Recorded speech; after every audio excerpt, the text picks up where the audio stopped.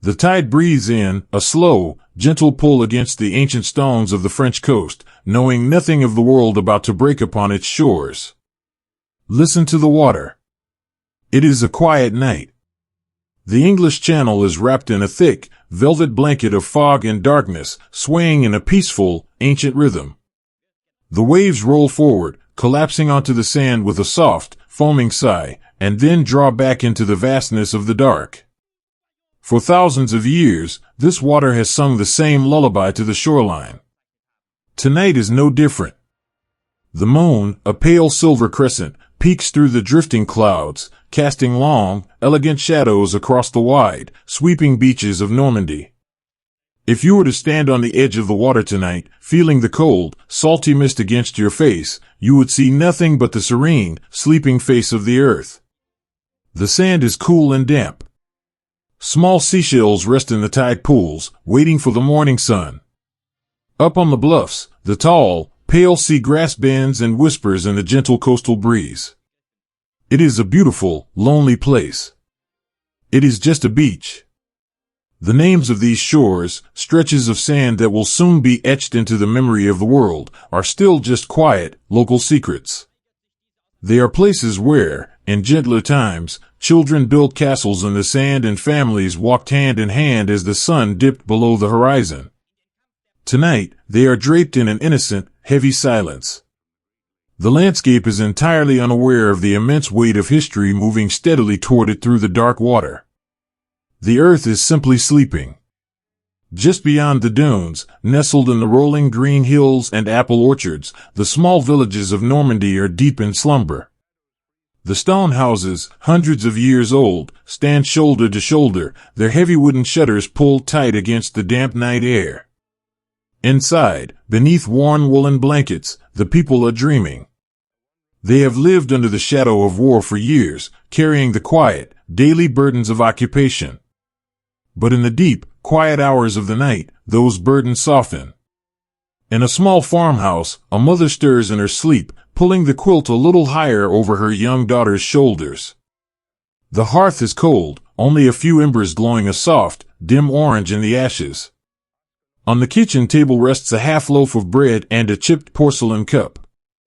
In the village square, the old cobblestones are slick with evening dew.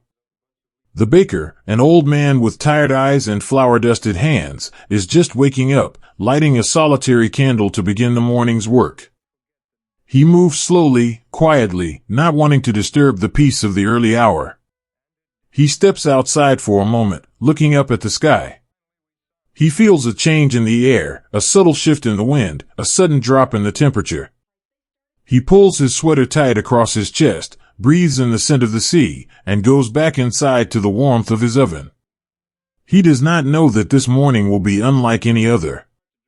He only knows that the dough must rise. All along the coastline, hidden within the shadows of the bluffs and buried beneath the seagrass, are the sentries. They are stationed in damp, concrete bunkers, staring out into the black void of the ocean. But beneath the heavy steel helmets, they are just boys.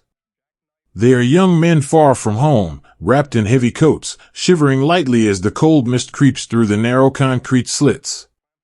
One of them, a teenager from a quiet farming village hundreds of miles away, leans against the cold wall. His eyes are heavy. The hypnotic, rhythmic sound of the waves crashing below is making him sleepy. He reaches into his breast pocket and pulls out a small, folded square of paper. It is a letter from his mother. The edges are worn soft like felt from being read 100 times. In the dim light of a covered lantern, he traces the familiar, looping handwriting.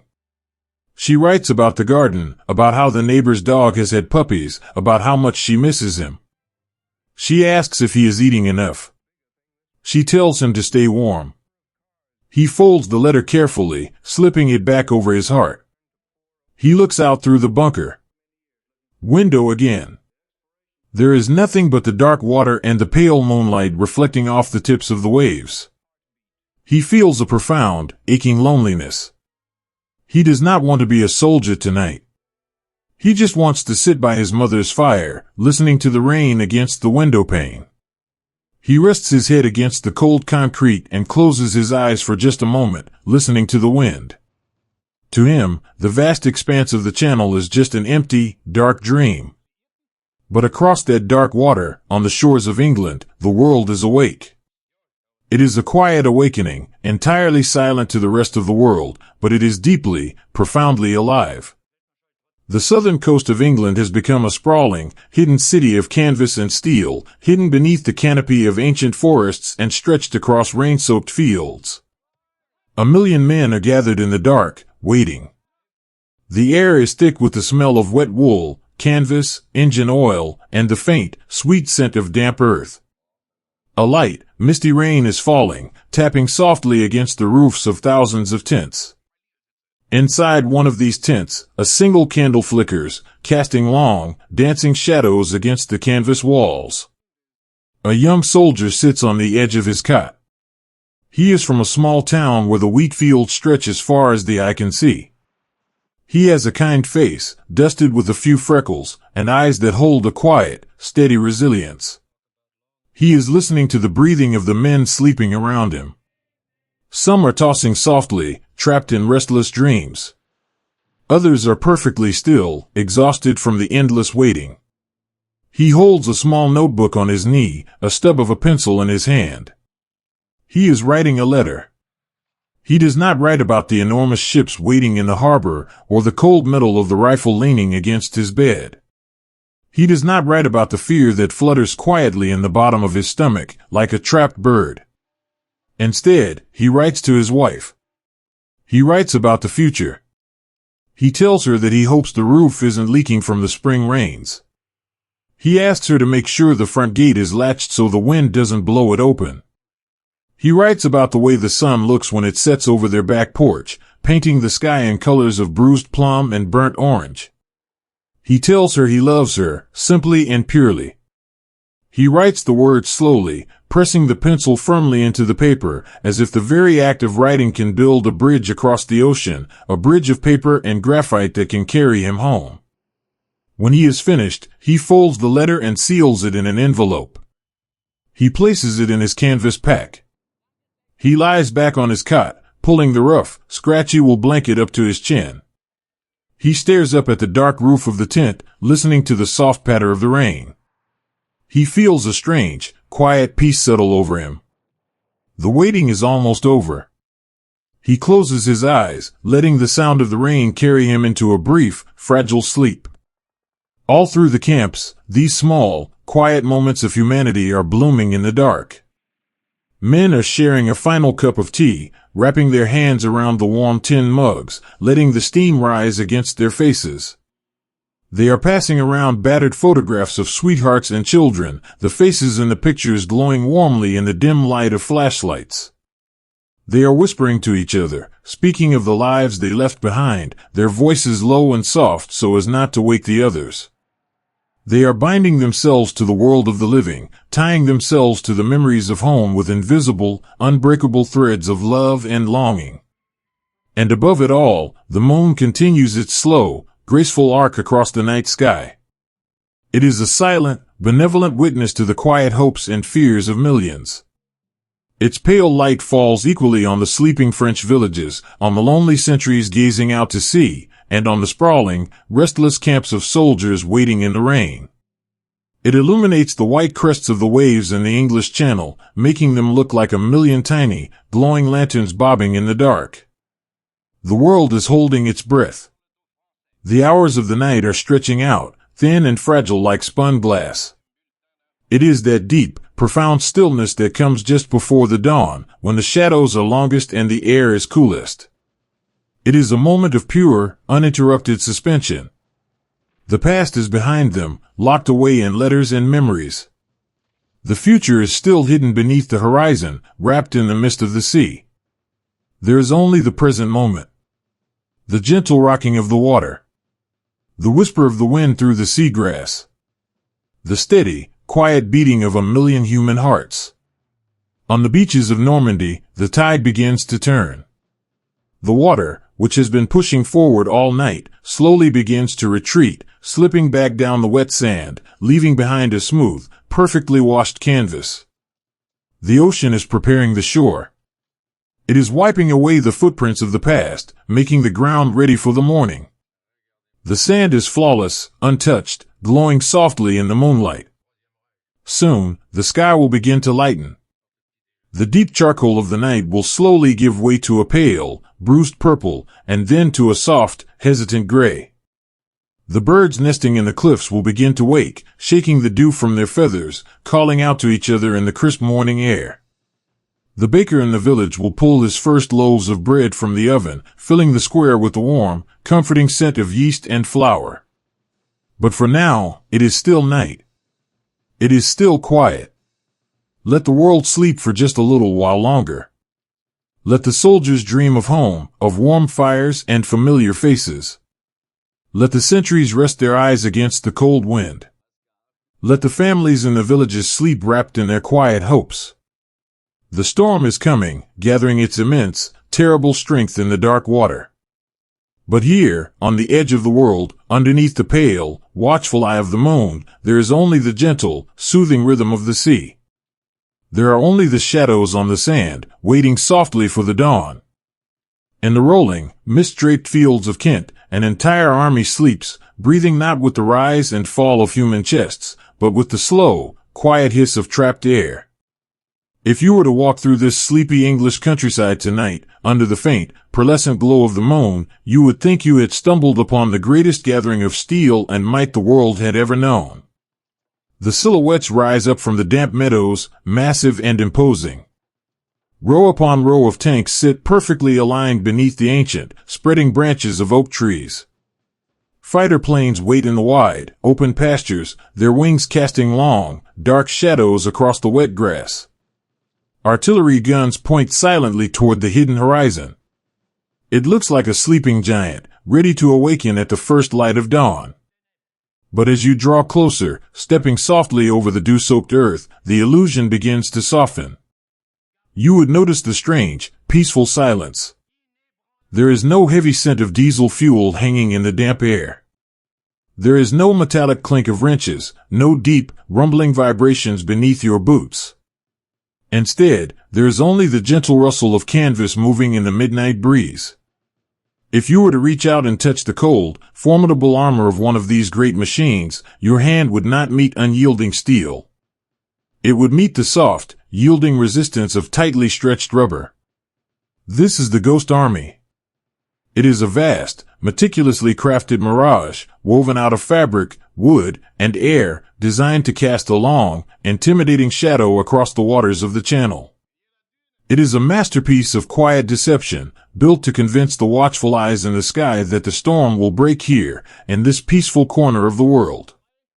The men who tend to this phantom army move through the darkness like caretakers of a strange, surreal museum. They are not polishing rifles or loading heavy crates of ammunition.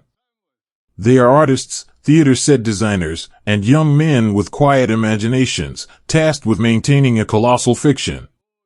One of these caretakers is a young corporal. He wears a heavy woolen coat, the collar turned up against the chill of the coastal fog. He walks his lonely patrol along the perimeter of the field, his boots making a soft, rhythmic crunch on the frosted clover. He carries a small flashlight, its beam carefully hooded so that only a thin, amber sliver of light touches the ground.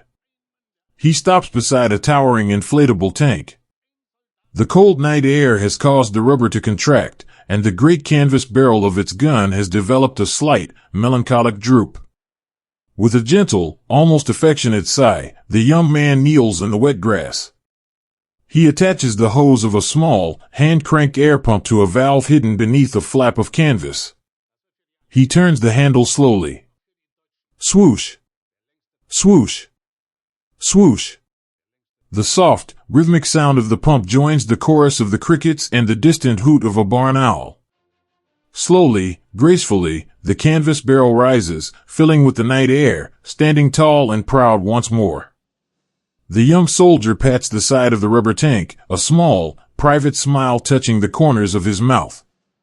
It is an absurd, beautiful secret. He is guarding a balloon. Further down the line, beneath the sprawling canopy of an old willow tree, two other soldiers share a quiet moment of rest. They sit on wooden crates that, to the rest of the world, are supposed to hold heavy artillery shells. But tonight, they hold only the men and their thermos of warm tea. One of them unscrews the cap and pours the dark, amber liquid. A delicate wisp of steam rises into the cool air, carrying the comforting, earthy scent of black tea and sugar. He hands the metal cup to his friend, their fingers brushing briefly in the dark. It is a small, quiet transfer of warmth in the middle of a cold night. They sip in silence for a while, looking out over the sea of fake rubber tanks, watching them sway ever so slightly when the wind moves through the valley. They speak in hushed, murmuring voices, the way people do when they are in a grand cathedral, or when they do not want to wake a sleeping child. They wonder about their friends, the boys they trained with, who are camped miles away in the real staging areas. They wonder what it feels like to sit in the belly of a true, steel beast, to feel the raw, thrumming power of a real engine. They feel a strange, hollow ache in their chests, a mixture of deep relief that they are safe in this quiet meadow, and a quiet, nagging guilt that they are not carrying the heavier, deadlier burden. But their burden is simply different. It is the weight of the secret. They are the architects of a shadow, the keepers of an illusion that will, if they do their jobs perfectly, save thousands of lives. They are fighting a war not with bullets, but with imagination.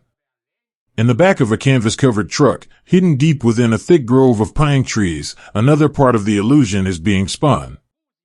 Inside the dimly lit cabin, it is warm and smells faintly of ozone and old paper. A young radio operator sits hunched over a transmitter, a set of heavy headphones clamped over his ears. He is not communicating with real battalions or real commanders. He is tapping out a lullaby of lies into the vast, empty airwaves. He sends messages into the dark, orders to imaginary platoons, requests for non-existent supplies, mundane reports of the daily routines of an army that does not exist. His fingers dance across the telegraph key in a smooth, rhythmic flow. Click-clack. Click-click-clack. He is a solitary conductor, leading a symphony of ghosts. He knows that somewhere, across the dark expanse of the water, lonely men in their own dim rooms are listening closely to his every keystroke, trying to decipher the meaning of his phantom commands. He imagines them, leaning in, turning the dials of their radios, believing with all their hearts in the giant he is painting in the air. He takes a slow, deep breath, settles into his chair, and continues to type. He is weaving a blanket of noise to hide the silence of the real army. For the men of the Ghost Army, the nights are long and filled with a profound, surreal loneliness. They cannot tell their families where they are, or what they are doing. When they sit by the pale light of a single lantern to write letters home, they must invent their own fictions to match the one they live in. A young soldier, barely old enough to shave, rests his notepad on his knee. He stares at the blank page, chewing thoughtfully on the end of his pen. How does he explain to his father, who fought in the trenches of the last great war, that his son spends his nights patching rubber canvas and moving wooden boards? He cannot. So, he writes about the weather.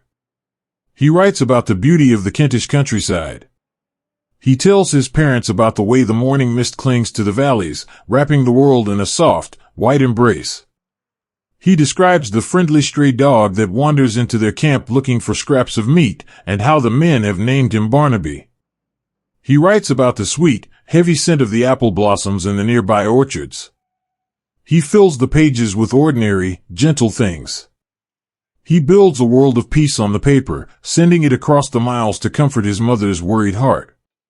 He folds the letter, pressing the crease flat with his thumb, and seals it carefully. He feels a quiet comfort in these small acts of normalcy. Even surrounded by a phantom war, the love in his ink is deeply, unmistakably real. As the deep hours of the night slowly tick by, the Ghost Army stands its silent vigil. The inflatable tanks hold their breath. The wooden planes wait for pilots who will never arrive. The radio operators continue their endless, imaginary conversations with the dark. It is a strange, peaceful kind of bravery.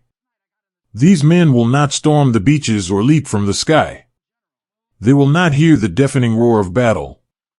Their war is fought in the quiet shadows, under the rustling leaves of ancient trees, accompanied only by the soft sigh of canvas and the distant singing of the wind. Soon, the eastern sky will begin to soften. The deep, heavy blackness of the night will pale into a gentle, silvery gray.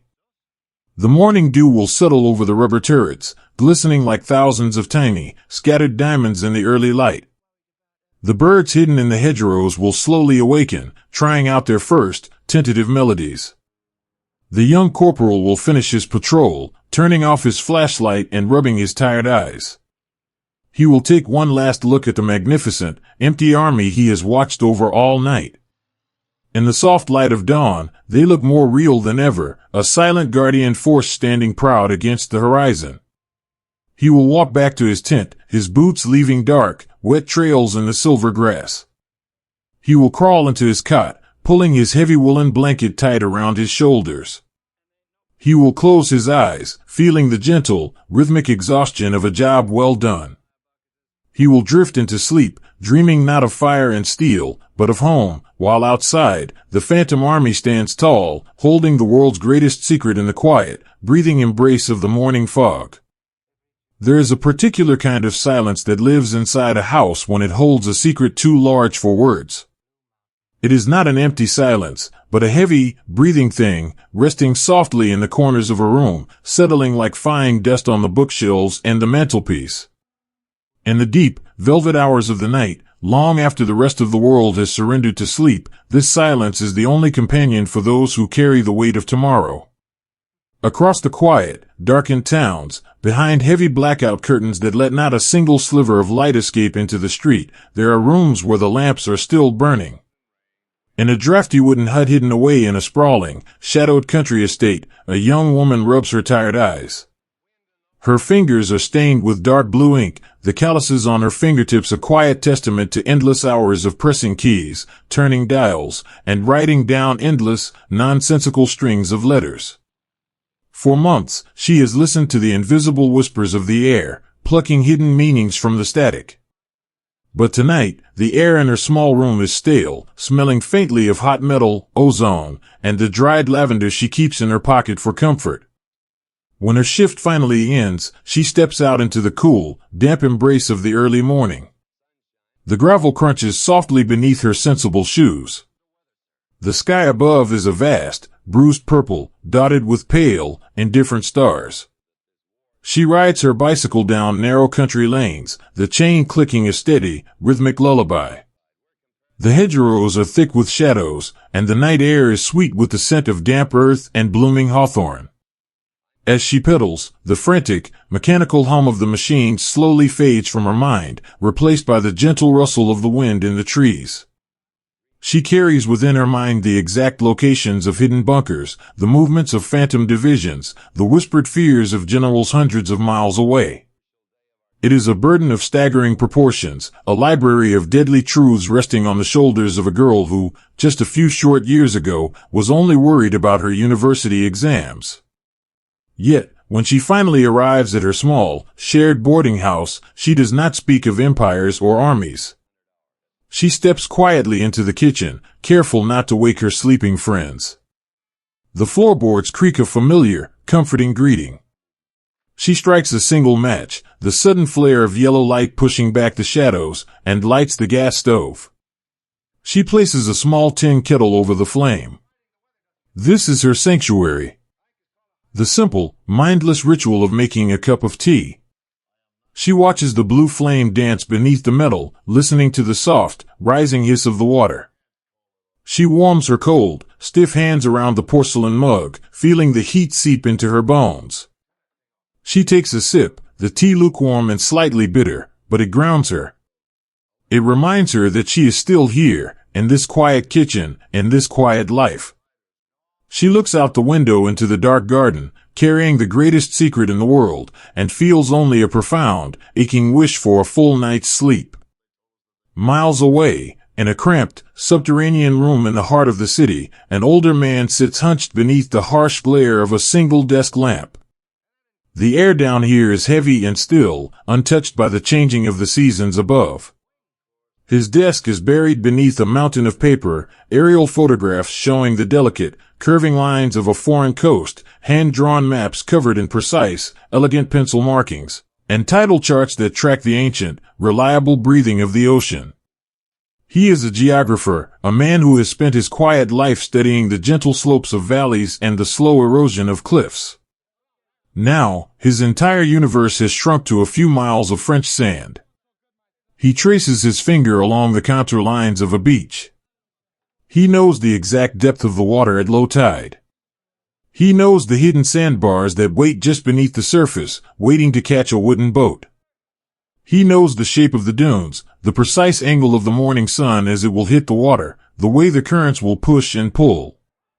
He knows this lonely stretch of beach better than he knows the lines on his own aging hands.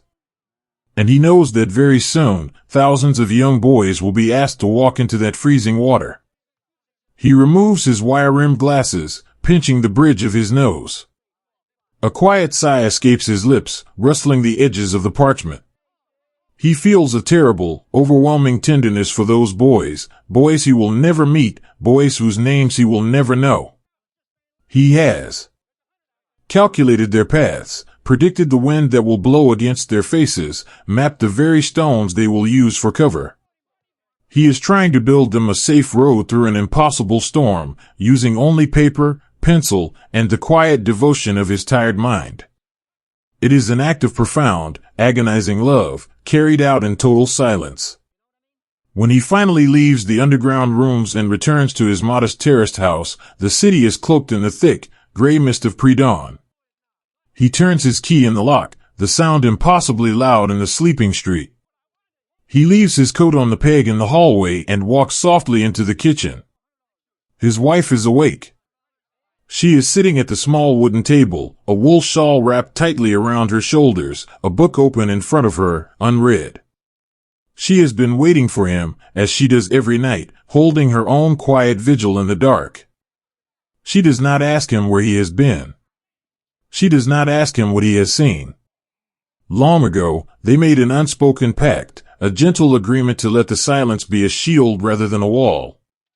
She stands up and moves to the stove, her slippers making a soft, shuffling sound against the floor. She pours him a cup of tea, the liquid dark and strong. She sets the cup before him and places her warm hand gently over his. Her thumb traces the back of his knuckles. "Are you very tired, my love?" she asks, her voice a soft, soothing whisper that washes over him like a warm tide. "Yes," he murmurs, looking down at the swirling steam. "Very tired." That is all they say. It is all they need to say. In the quiet pressure of her hand, there is a deep, unwavering understanding. She knows that his mind is entirely consumed by a monumental task. She can see the weight of it pulling at the corners of his eyes, settling heavy in the stoop of his shoulders.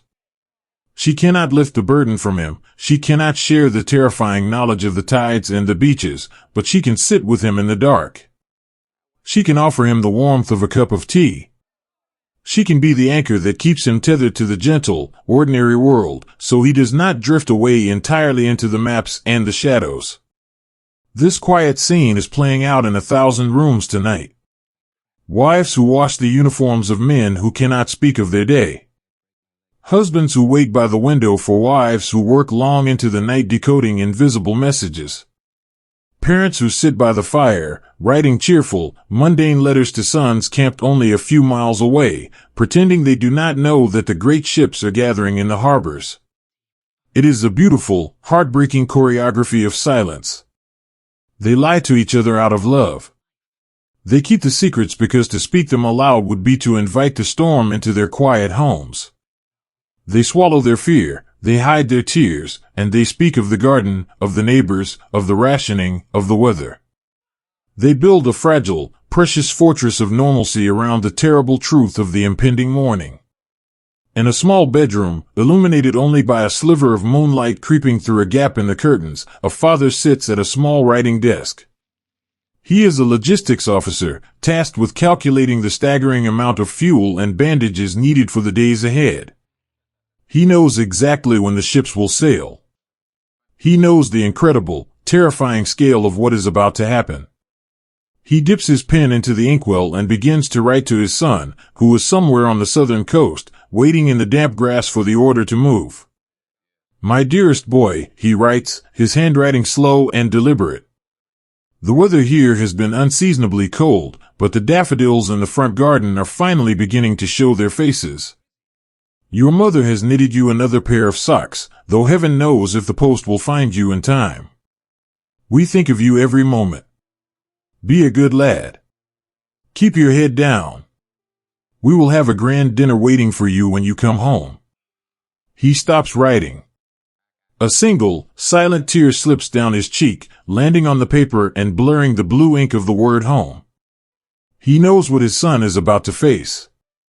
He knows the cold water and the gray sand. But he cannot write of courage or glory or fear. He can only write of daffodils and warm socks, sending a tiny, folded piece of the peaceful world into the dark, hoping it will act as a talisman, a quiet reminder of what is waiting on the other side of the water. The secret is heavy, heavier than steel or stone.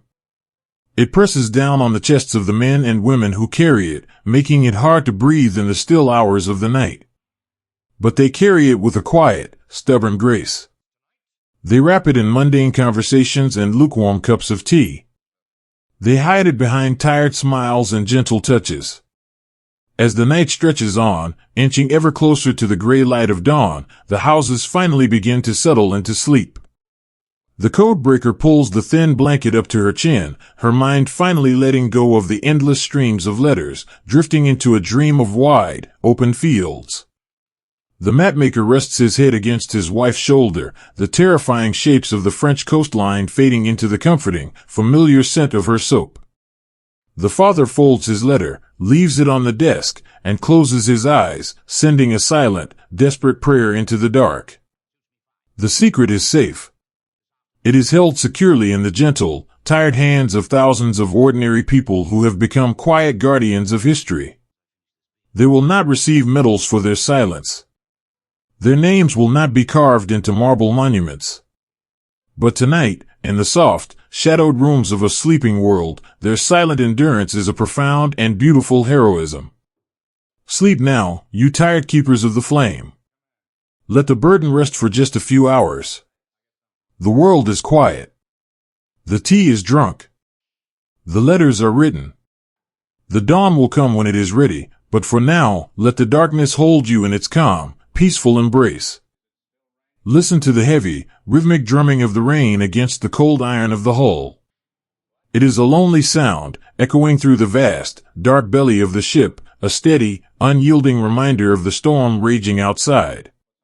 The water of the channel is churning, restless and gray, throwing its weight against the anchored fleet, causing the great steel vessels to groan and sway in the deep water. But down here, beneath the decks, tucked away from the stinging wind and the angry sea, the world has shrunk down to the size of a dimly lit metal room. There are thousands of young men in these damp, crowded holds, and they are doing the hardest thing a soldier can ever be asked to do. They are waiting. The heavy chains of the anchors had already been raised. The engines had hummed to life, vibrating through the floorboards. The men had felt that sudden, sharp tightening in their chests, the adrenaline rising, the quiet acceptance that the long-anticipated moment had finally arrived. They had braced their minds for the dark water and the approaching shore. But then, the wind shifted. The clouds rolled in, thick and heavy like wet wool, and the sea grew too wild to cross. The engines fell silent. The anchors plunged back into the freezing deep. And the men were told to wait. Now, time has simply stopped. The hours stretch out, elastic and strange, losing all meaning in the soft, amber light of the ship's hold. There is no morning or evening down here. There is only the endless, swaying motion of the water, the creaking of the bulkheads, and the soft, collective breathing of hundreds of boys suspended helplessly between the world they know and the unknown shore that waits in the mist. It is warm in the hold. The air is thick with the smell of damp wool, oiled leather, canvas webbing, and the faint, bitter scent of seasickness. The men are packed tightly together, shoulder to shoulder, sitting on their heavy canvas packs or lying in narrow, stacked bunks that swing gently with the ancient rhythm of the ocean. Some of them have their eyes closed, trying to find an escape in sleep, their faces pale and drawn in the low light.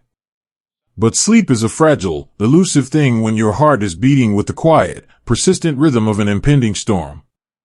Most are awake, sitting alone with their thoughts in the crowded dark. In the corner of the hold, tucked away beneath the curve of a thick steel pipe, a young boy sits with his knees pulled tightly to his chest. He has a small, worn notepad resting on his leg, and a dull wooden pencil gripped tightly in his hand. The paper is slightly damp from the humidity, the surface softened and fragile under his touch. He is trying to write a letter.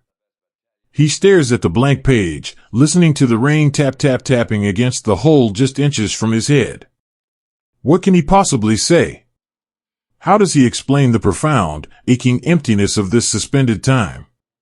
He cannot tell his mother about the fear that sits in the back of his throat like a swallowed stone. He cannot tell her about the way the ship rolls, making his stomach turn, or the way the man next to him has been quietly weeping into his hands for the last hour. So, he writes about the rain. He writes about the steady, soothing sound it makes, and how it reminds him of the tin roof on their back porch at home when the summer storms roll in. He tells her that he is safe, that he is dry, that the boots she sent fit perfectly. He writes the words slowly, pressing the pencil lightly so the damp paper doesn't tear. If you are reading this, he begins, and then he stops.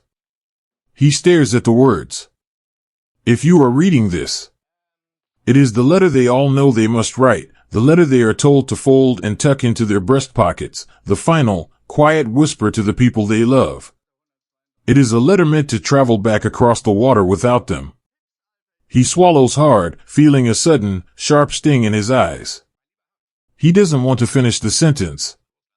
He wants to tear the paper up, to throw it into the swirling sea, because as long as the letter remains unfinished, as long as it stays safely tucked away in his own pocket, the absolute worst hasn't happened. He is still here. He is still breathing. He takes a slow, shaky breath, erases the line with the worn nub of his pencil, and starts again. He writes about how much he loves her.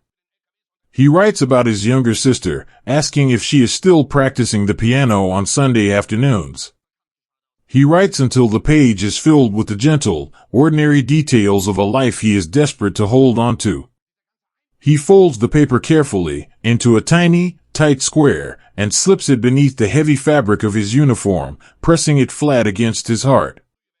It feels warm there, a small, fragile shield against the cold iron of the ship. Across the aisle, beneath the gently swaying bulb of a caged lamp, 4 men are gathered around an overturned wooden crate. They are playing a quiet game of cards. The cards are old, the edges soft and gray from hundreds of anxious hands and hundreds of waiting rooms. They do not play for money or stakes. They play for the simple, comforting rhythm of the game. The soft slap of the paper on the wood. The whisper of the shuffle. The quiet, murmuring voices calling out numbers and suits in the dim light. It is an anchor, this game. It is a way to keep their trembling hands busy, a way to keep their minds from drifting out across the dark water to the beaches that wait for them. One of the men, a tall boy with a shock of dark hair, slowly deals the cards. His hands are shaking, just a little, a fine tremor that makes the paper flutter. No one says a word. The man across from him simply reaches out, gently takes the deck, and finishes the deal. It is a silent gesture of profound understanding, a quiet acknowledgement of the shared, unspoken terror that binds them all together in this middle room. Someone produces a small tin of hard fruit candies from his canvas pack. He struggles to pry the lid off with his thumbnail, and then passes the open tin around the circle. The sweet, sharp taste of lemon and cherry fills their mouths, a sudden, bright burst of flavor in a world that has turned entirely gray. For a moment, they are not soldiers sitting in the belly of a warship.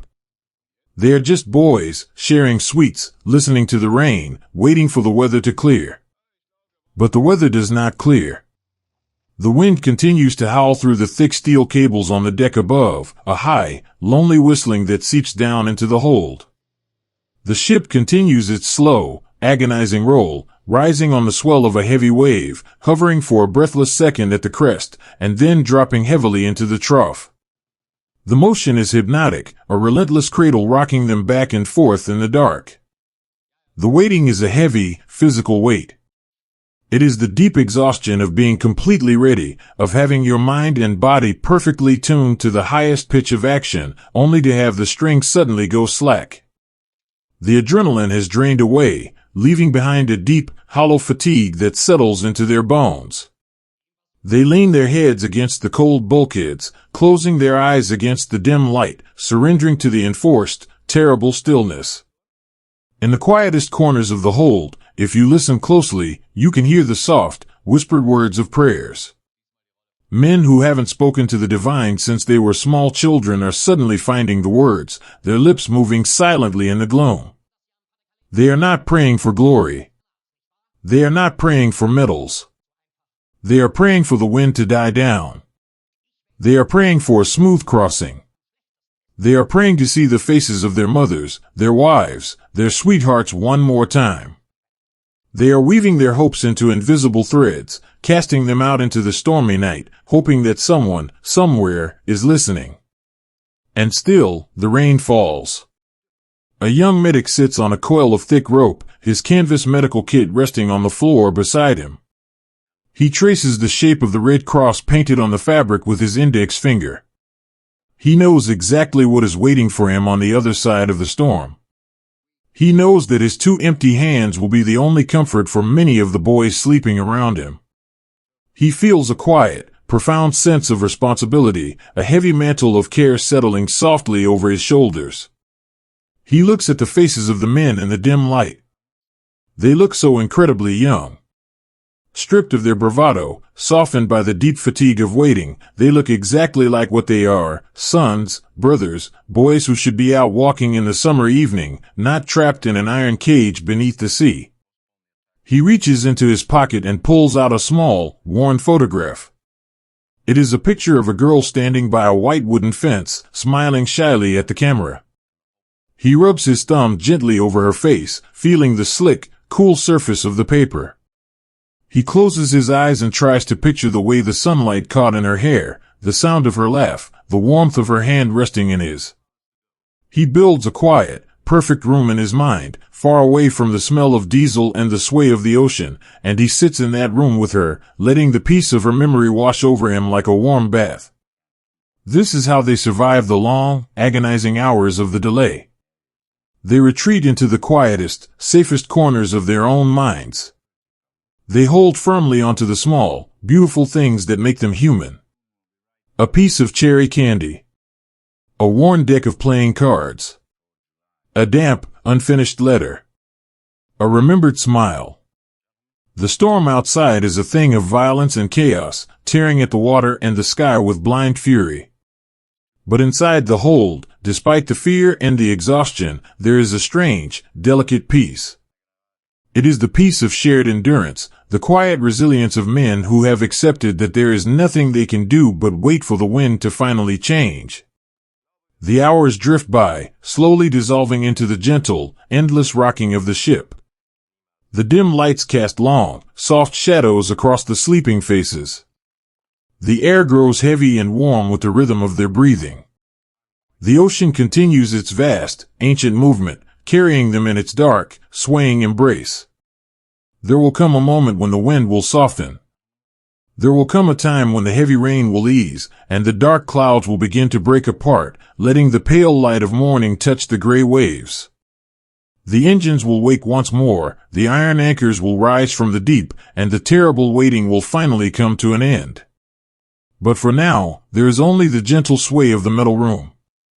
There is only the sound of the rain against the steel, a soft, drumming lullaby that sings them into a restless, dreaming sleep. Let them rest in the quiet dark. Let them float in the peaceful space between the storm and the shore.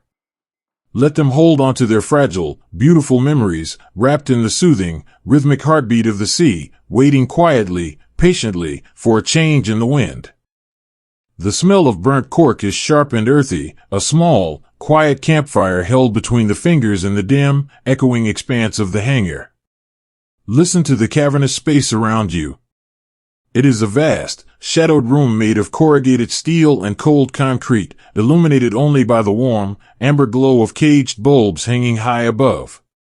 The light is soft and hazy, drifting down through the slightly damp air to touch the shoulders of the men gathered below. Outside, beyond the heavy, sliding doors, the night is cool and still. But the silence of the countryside is broken by a deep, rhythmic thrumming. The great metal transport planes are waiting on the tarmac, their enormous engines turning over with a steady, purring roar. The vibration travels through the ground, up through the soles of heavy leather boots, and into the chests of the men waiting inside. It is a continuous, mechanical heartbeat, a deep lullaby of spinning metal and warm oil. Inside the hangar, the men are preparing for the dark.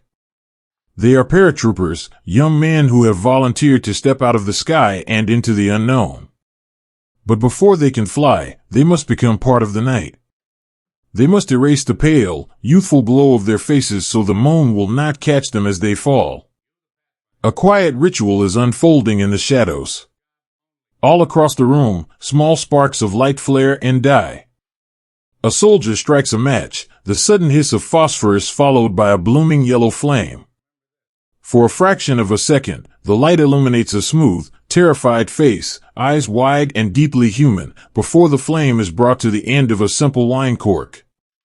They hold the wood to the fire, watching patiently as the edges catch, blister, and turn to a delicate, crumbling ash. When the cork is blackened and cooled, they press it into the palms of their hands. The soot is soft, a fine, powdery dust that feels like crushed velvet against the skin. Slowly, methodically, they bring their hands to their faces. They drag the charcoal across their foreheads, down the bridge of their noses, and deep into the hollows of their cheeks. They are painting themselves into phantoms. They are laying down a mask, a quiet shield to hide not just from the enemy, but from themselves. In a quiet corner, sitting upon a pile of heavy canvas bags, a young man from a small mountain town is struggling. His hands are trembling, just a fine, invisible shiver that runs down his arms and makes the cork slip clumsily from his grasp. It rolls across the concrete floor, stopping near the boot of his friend. His friend, a taller boy with kind, steady eyes and a gentle demeanor, bends down to retrieve it. He does not say a word to the trembling boy. He does not offer hollow reassurances or tell him to be brave. He simply kneels on the cold floor, strikes another match, and carefully chars the wood. Then, with the profound tenderness of an older brother, he reaches out and begins to paint his friend's face. His thumb sweeps softly beneath the eyes, spreading the dark ash with slow, deliberate strokes. The touch is warm and deeply grounding. It is a silent communication, a quiet anchor dropped into a stormy sea. It says, without a single sound, I am here. You are not alone. We will step into the dark together. The trembling slowly stops. The young boy takes a deep breath, the tight knot in his chest loosening just a fraction. A small, tight-lipped smile is shared between them, a beautiful, fleeting pact made in the charcoal dust. A few yards away, another soldier leans against a thick steel support beam, holding a tiny, cracked shaving mirror in his palm. He stares into the sliver of glass, trying to recognize the reflection looking back at him. The face is dark, fierce, and entirely foreign. The pale, freckled boy who loved to read in the quiet corner of the town library is gone, buried beneath the soot. He traces the dark streaks with his index finger, feeling the grit of the ash. As he looks into his own shadowed eyes, he remembers a time, so many summers ago, when he fell running through the garden. He remembers his mother kneeling beside him, pulling her soft cotton apron to wipe the dark, rich soil from his tear-stained cheeks. He can almost feel the rough, comforting texture of the fabric against his skin, can almost smell the faint, sweet scent of lavender soap on her wrists. He blinks, letting the memory wrap around him like a warm blanket, finding a fragile pocket of peace in the reflection of the glass. He tucks the little mirror away, placing his hand gently over his chest pocket, where a folded letter rests securely against his heart. The weight these men carry is immense. They are strapped into heavy canvas webbing, swathed in thick woolen uniforms, weighed down by belts of brass and the massive, bulky embrace of the parachute silk on their backs. The gear makes them clumsy, forcing them to waddle like overburdened travelers carrying all their worldly possessions. But the heavy straps also feel like a tight, secure embrace. It is the armor of their trade, holding them firmly to the earth for just a few moments longer. They help each other navigate the intricate maze of buckles and canvas. The sharp, metallic click of a harness being fastened is the only punctuation in the quiet murmurs of the room. They check each other's lines, their hands moving with practiced, rhythmic grace over the webbing of the man in front of them. It is a final act of devotion, ensuring that the silk will open, that the lines will hold, that their brother will float safely to the ground. Through this sea of charcoal faces and heavy canvas, a man in a plain uniform moves gracefully. He is distinguished only by a small, silver cross pinned to his collar. He does not stand on a crate to offer loud sermons. He does not speak of grand victories or historical necessity. He simply offers his presence. He is a shepherd walking softly among his flock in the valley of shadows. He stops to rest a hand lightly on a slumped shoulder. He bends down to listen to a whispered fear, his ear pressed close to a blackened cheek. He nods, his eyes full of a deep, quiet understanding, and offers a gentle, murmured blessing. All around the hangar, men are bowing their heads. Their lips are moving in silent, rhythmic patterns. They are not asking for glory. They are asking for the wind over the channel to be gentle. They are asking for the parachute canopy to blossom into a perfect, white flower in the dark sky. They are asking, with pure, simple longing, to see the sunrise once more. Suddenly, the enormous sliding doors of the hangar begin to move. The heavy metal wheels grind softly along their tracks, letting in the cool, damp breath of the English night. The scent of the burnt cork is instantly swept away, replaced by the sharp, clean smell of aviation fuel and wet grass. The sound of the idling planes rushes in, no longer a muffled hum, but a magnificent, vibrating roar. Yet, even in this deafening noise, there is a strange, sudden serenity. The agonizing wait is over. The moment has finally arrived. The men stand up, a unified, sweeping motion of thousands rising in the dark. They form quiet, orderly lines, their heavy boots shuffling against the concrete. They look at each other one last time in the dim amber light. The charcoal masks have stripped away their individual histories, their pasts, their differences. They look exactly like what they are, a single tribe of brothers, bound together by the same quiet courage, stepping together to the edge of the world. They share final, gentle pats on the back. A hand squeezed tightly. A slow, meaningful nod. They walk out of the hangar and onto the damp tarmac. The wind pulls at their heavy jackets, a cool, refreshing touch against their darkened faces. They reach the metal ladders of the transport planes. It is a profound struggle to climb up with all the crushing weight of their gear, but strong hands reach down from the dark doorway above, grasping wrists and pulling them up into the belly of the ship. They take their seats on the cold metal benches running along the curved sides of the fuselage. It is cramped and tight. Knees touch knees. Shoulders press firmly against shoulders. The proximity is comforting, a physical reminder that they are not alone in the vast night. The heavy metal door is pulled shut, sealing them inside a dim, vibrating cavern lit only by a tiny, glowing red light near the ceiling. They reach up, taking the heavy canvas line attached to their parachutes, and hook it to the steel cable running above their heads. The sound of the metal clasp snapping shut is definitive, a sharp clack that echoes through the cabin. There is no turning back.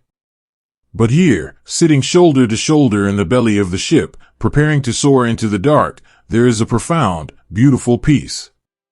The fear has burned away like the cork, leaving only a quiet, steady resolve. They close their eyes, letting their heads rest back against the vibrating metal wall. They listen to the deep lullaby of the engines roaring to life, feeling the massive wheels begin to roll across the runway. They are floating now, suspended safely between the earth and the stars, carried gently through the night, waiting softly for the moment to fall. There is a single, breathless moment between the roaring belly of the airplane and the vast, welcoming arms of the night sky, where the world simply falls away. Listen to the wind. It is no longer the deafening, mechanical howl of the great engines, nor the heavy, vibrating clatter of the metal fuselage holding dozens of anxious men. As the young paratrooper steps out of the open door, surrendering his weight to the darkness, the chaos of the world is instantly swallowed by the immense, quiet expanse of the night. There is a sudden, rushing rush of cool air, a tumbling sensation of falling like a smooth stone dropped into a deep, dark well, and then, a firm, reassuring tug against his shoulders. Above him, with a sound like the cracking of a heavy bedsheet on a clothesline in a summer breeze, the great canopy of silk blossoms open. And then, there is only silence. It is a profound, miraculous silence, the kind of quiet that exists only in deep, untouched forests or at the very bottom of a still ocean. The violent, thrumming world of the transport plane is gone, entirely vanished into the clouds. He is suddenly alone, suspended in the velvet cradle of the sky. He is hanging from a fragile, beautiful flower of white silk, drifting down through the dark like a solitary snowflake falling on a quiet winter evening. He looks up. The parachute is perfectly round, catching the pale, silvery light of the moon. It glows in the dark like a giant, delicate paper lantern, carrying him gently toward the earth. The thick suspension lines stretch upward, taut and straight, humming ever so slightly as the night air rushes past them. It is a soft, vibrating lullaby, a melody played on the strings of his harness by the invisible hands of the wind. The heavy canvas webbing, which had felt so tight and suffocating in the hangar, now feels like a strong, comforting embrace. It is holding him securely, a protective shell cradling him against the vastness of the atmosphere. He lets his hands drop from his risers, his heavy leather gloves resting softly on his thighs. He takes a long, slow breath, pulling the crisp, cold air deep into his lungs. The air up here tastes remarkably clean. It smells of ozone and frost, mixed with the faint, rising scent of the ocean and the damp, earthy perfume of the French countryside waiting far below. He can smell wet grass, ancient stone, and the sweet, heavy fragrance of apple orchards sleeping in the dew. It is the breath of a sleeping world, rising up to meet him. He gently sways back and forth, a slow, hypnotic pendulum tracing invisible arcs under the stars. The motion is rhythmic and deeply soothing. It reminds him of the heavy wooden porch swing at his childhood home, the one that hung by rusted chains from the ceiling, where he used to sit with his grandfather on warm, quiet summer nights. He closes his eyes for a moment, letting the swaying motion carry him back across the ocean, back to the porch. He can almost hear the rhythmic squeak of the chains. He can almost feel the humid, heavy air of his hometown, sweet with the smell of honeysuckle and cut grass. He remembers the low, gravelly sound of his grandfather's voice, telling him stories of the stars, pointing out the constellations with a worn, weathered pipe. He reaches a heavy, gloved hand to his chest. Tucked deep inside his breast pocket, beneath the thick wool of his uniform and the rough canvas of his gear, is a letter from that same grandfather. It was handed to him just before he boarded the train to the training camp, sealed with a small piece of wax. He knows the words by heart now. The letter does not speak of duty, or bravery, or the terrible weight of history. It speaks of the vegetable garden, noting that the tomatoes are coming in beautifully this year. It mentions that the old hound dog still sleeps by the stove, twitching in his dreams. It ends with a simple, quiet promise: we will keep the porch light on for you. He presses his hand gently against the pocket, feeling the small, rigid square of paper against his heart. It is his anchor in the sky. In this surreal, floating world, disconnected from the earth and soaring through the dark, that folded piece of paper is the gravity that keeps his soul grounded. It is a quiet reminder of who he is, and where he belongs, and the warm, peaceful life that is waiting for his return. He opens his eyes and looks down. The landscape of Normandy is spread out beneath him, a beautiful, sleeping tapestry woven from shadows and moonlight. He can see the silver ribbons of rivers curving gently through the valleys, reflecting the moon like polished mirrors. He can see the dark, velvet smudges of ancient forests, thick and impenetrable, holding secrets as old as the earth itself. He sees the patchwork quilt of the farmers' fields, divided by the thick, wandering lines of the hedgerows. From this height, the world is perfect and undisturbed. There are no borders visible in the dark. There are no lines drawn on maps, no opposing forces, no echo of the conflict that has brought him here. There is only the timeless, enduring earth, resting quietly under the watchful eye of the moon. The farmhouses below are entirely dark, their heavy stone walls blending into the shadows. He imagines the people sleeping inside those houses, wrapped in heavy quilts, entirely unaware that the sky above them is slowly filling with men. He feels a sudden, profound tenderness for the strangers sleeping below. He is floating down into their lives, a silent guardian descending from the clouds, carrying the weight of their freedom on his tired, young shoulders. He turns his head, the heavy leather helmet brushing softly against the collar of his jacket. He looks out across the vast, empty space of the night. He is not alone. All around him, scattered across the darkness, other pale blossoms of silk are blooming against the black. They are drifting down in total silence, hundreds of them, looking like dandelion seeds carried on a gentle evening breeze. Or perhaps they look like pale, glowing jellyfish, swimming slowly through the deep, dark currents of an ocean entirely made of air. They are his brothers, his friends, the men he shared quiet glances with just hours ago in the dim, smoky light of the hangar. Now, they are silent companions in a grand, ethereal waltz. They cannot speak to one another. They cannot shout over the distance or reach out to hold a hand. They are each entirely alone in their own private patch of sky, fighting their own private fears, holding onto their own folded letters and quiet memories. Yet, in this shared silence, there is a magnificent, unbreakable bond. They are falling together. They are sharing this singular, beautiful moment of suspension, a collective intake of breath before the world begins again. He watches a parachute drift slightly to his left, the moonlight catching the silhouette of the man hanging beneath it. The figure is perfectly still, limbs relaxed, surrendering entirely to the gentle descent. In that silhouette, he sees his own quiet resilience reflected back at him. The wind whispers through the lines again, a soothing, continuous shhhh, like a mother calming a restless child in the dark. The air grows slightly warmer, heavier with the moisture of the earth, as he slowly drifts lower. The silver rivers below are beginning to widen, the dark shapes of the trees are taking on distinct, leafy forms. The sleepy, patchwork fields are rising up to meet him, soft and welcoming. The fear that had gripped his heart in the roaring belly of the plane has completely dissolved. It has been washed away by the cold air, smoothed out by the hypnotic, swaying rhythm of the parachute. He knows that the peace of this descent is a fragile, fleeting thing. He knows that as soon as his heavy leather boots touch the damp grass, the silence will shatter, and the reality of the morning will demand everything he has left to give. But for this one, perfect moment, time is completely suspended. He allows himself to simply exist in the quiet beauty of the fall. He is just a boy, wrapped in canvas and silk, floating through a moonlit dream. He listens to the gentle creak of the leather harness. He feels the cool, damp kiss of the French air on his cheeks. He holds the memory of the wooden porch swing firmly in his mind, letting the love of his family wrap around him like a warm, protective cloak. The ground is close now.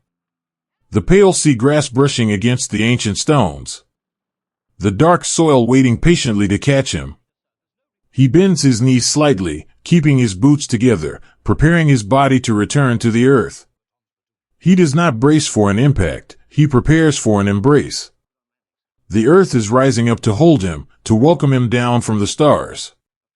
The white silk canopy above him glows one final time in the moonlight, a beautiful, fading lantern, before the tall, wet grass rushes up in a silent, gentle wave.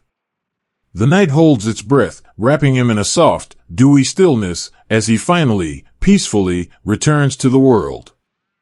The sea is a restless sleeper tonight, tossing in the dark, and carrying upon its back 1,000 tiny boats made of hope and heavy steel. Listen to the water as it pushes against the flat, blunt nose of the landing craft. It is not a gentle glide, but a heavy, rhythmic rising and falling, a slow, deep breath drawn by the ocean itself.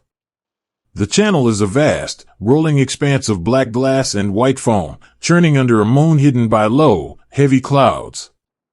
Out here, in the open water, the world has been reduced to the essential elements, the dark sky above, the deep water below, and the cold, vibrating metal of the small boat carrying its precious cargo through the night. To the young men standing shoulder to shoulder in the open hold, this boat is not a machine of war. It is a rough, swaying cradle, rocking them back and forth in the deepest hours of the night. The walls are made of thick, unyielding steel, painted a dull, shadowy gray that blends perfectly into the mist. The metal is freezing to the touch, covered in a fine layer of condensation and salty sea spray. But in the crowded, claustrophobic space of the craft, that cold metal is an anchor. They are packed so tightly that they cannot sit, cannot turn, cannot even fall if their knees buckle. They are pressed together in a solid block of wet wool, heavy canvas webbing, and quiet, shared endurance.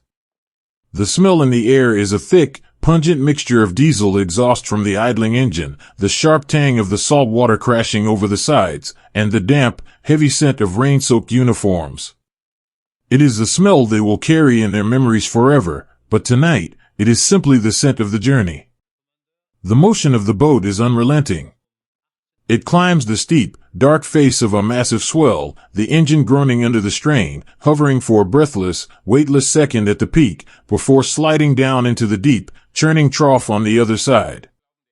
Over and over again, this dizzying, hypnotic rhythm repeats.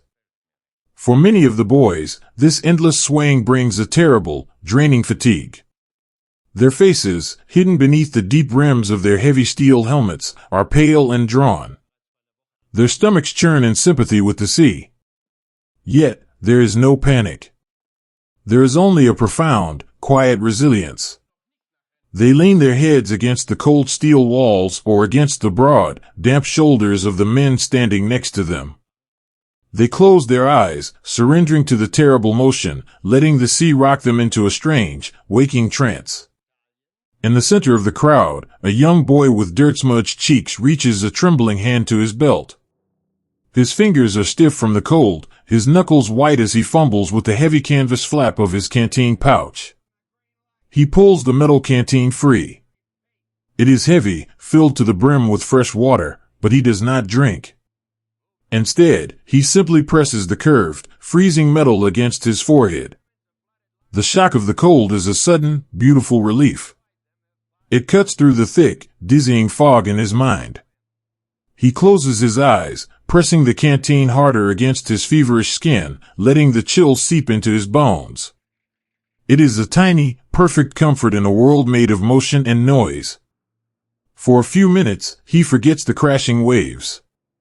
He forgets the terrifying shore waiting somewhere in the mist. He focuses entirely on the smooth, cold surface of the metal, letting it ground him, letting it pull him back from the edge of his fear. The man next to him, an older soldier with lines of quiet wisdom etched around his eyes, notices the boy's struggle. He doesn't speak. The roar of the engine and the crashing of the sea would drown out his voice anyway.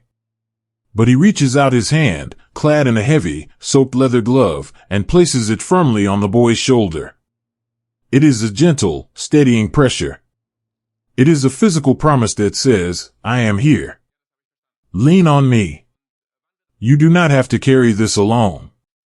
The boy opens his eyes, finding the older man's gaze in the gloom. They share a slow, silent nod. The boy takes a slow, deep breath, the nausea receding just a little, anchored by the simple, profound warmth of a human touch. As the hours stretch on, the darkness of the channel begins to feel like a strange, suspended reality. The boys are trapped in the space between the lives they left behind and the destiny waiting for them on the sand. To fill this terrifying void, they retreat into the quiet sanctuaries of their own minds. They build fortresses out of memories. Tucked into the corner of the landing craft, shielded slightly from the stinging spray of the waves, another young man is carefully unwrapping a small, waterproof pouch. His movements are slow and deliberate, treating the object inside as if it were made of the most fragile, precious glass. He slides his fingers inside and pulls out a photograph. The edges of the paper are soft and worn, bent from being carried in a dozen different pockets across a dozen different fields. The image is slightly faded, but to him, it is the brightest, clearest thing in the world. It is a picture of a girl. She is standing on the front steps of a White House, wearing a simple cotton dress that moves in a captured breeze. She is laughing, her head thrown back, one hand resting lightly on the railing. He holds the photograph close to his face, shielding it from the rain with his curved palm.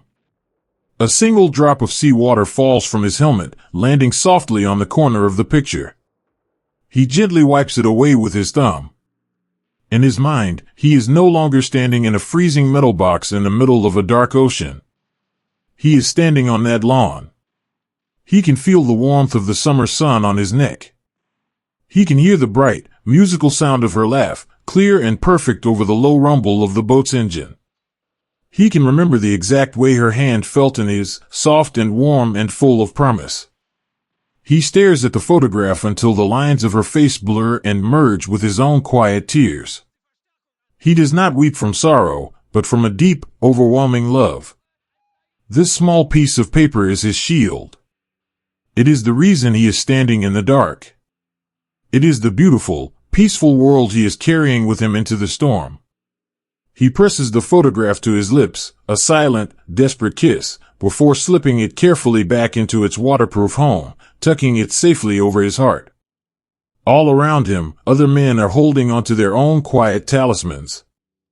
A small, wooden cross carved by a grandfather. A lucky silver coin worn smooth by anxious thumbs. A folded letter from a mother, the ink slightly smudged from the damp air. These small, ordinary objects have become holy relics.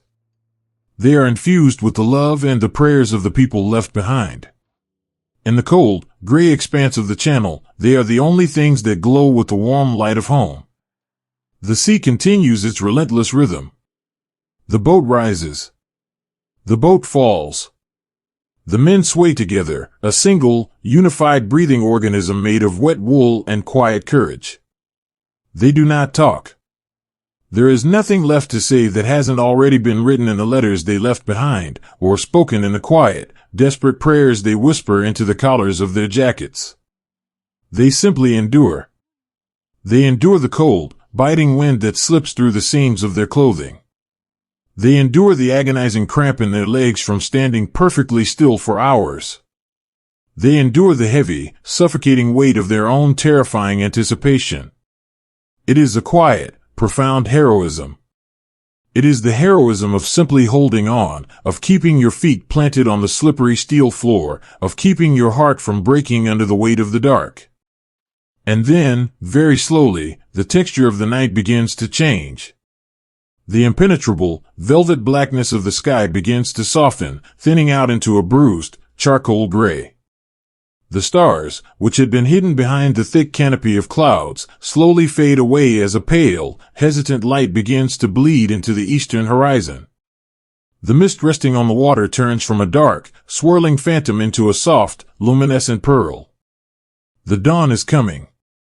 With the approaching light, a new sound begins to echo across the water. It is a deep, rolling thunder, a low, continuous rumble that seems to vibrate not just in the air, but in the marrow of their bones. It is the sound of history breaking open on the shore. But inside the steel cradle of the landing craft, there is no panic at the sound of the thunder. Instead, there is a strange, settling calm. The agonizing hours of waiting in the dark are finally over. The phantom terrors of the imagination are about to be replaced by the harsh, tangible reality of the morning. The boys look at each other in the pale, gray light. The shadows have retreated from their faces, revealing eyes that are wide, tired, and deeply alive. They share small, tight smiles. They adjust the heavy straps of their helmets, pulling them down low over their foreheads. They reach out and touch the shoulders of the men beside them one last time, a final, silent transfer of strength. The young boy puts his cold canteen back in its pouch, his hands suddenly steady. The older soldier tightens his grip on the steel edge of the boat, his face an unreadable mask of quiet resolve. The boy with the photograph pats the pocket over his heart, making sure his memory is secure. They turn their faces forward, toward the flat, steel ramp at the front of the boat. Beyond that ramp, somewhere in the pale, swirling mist, the sand is waiting. The sea gives one final, massive heave, lifting the small boat high onto the crest of a wave, carrying them softly, inevitably, toward the shore. The journey through the dark is over. The cradle has reached the edge of the world. Now, all they have to do is wait for the heavy steel door to finally fall open and step out into the light. The horizon is no longer a secret, it is a pale, bruised line of gray gently pulling the night away from the water. Listen to the changing breath of the sea. For hours, the world has been nothing but darkness and the restless, swaying motion of the steel boat. But now, the heavy velvet curtain of the night is slowly lifting. The sky above is softening, turning from a deep, impenetrable black into the color of aged silver and wet slate. The thick, clinging fog that rests upon the English Channel begins to glow with a hesitant, pearl-like light. It is a quiet, reluctant dawn, creeping over the waves, touching the tops of the whitecaps, and revealing the silhouettes of the men standing shoulder to shoulder in the cold. The low, rumbling hum of the landing craft's engine suddenly changes pitch. The deep vibration that has hummed in the soles of their boots all night begins to slow. The boat is no longer fighting the deep ocean swells, it is gliding into shallower waters. The rhythm of the waves beneath them shortens, becoming sharper, more rhythmic.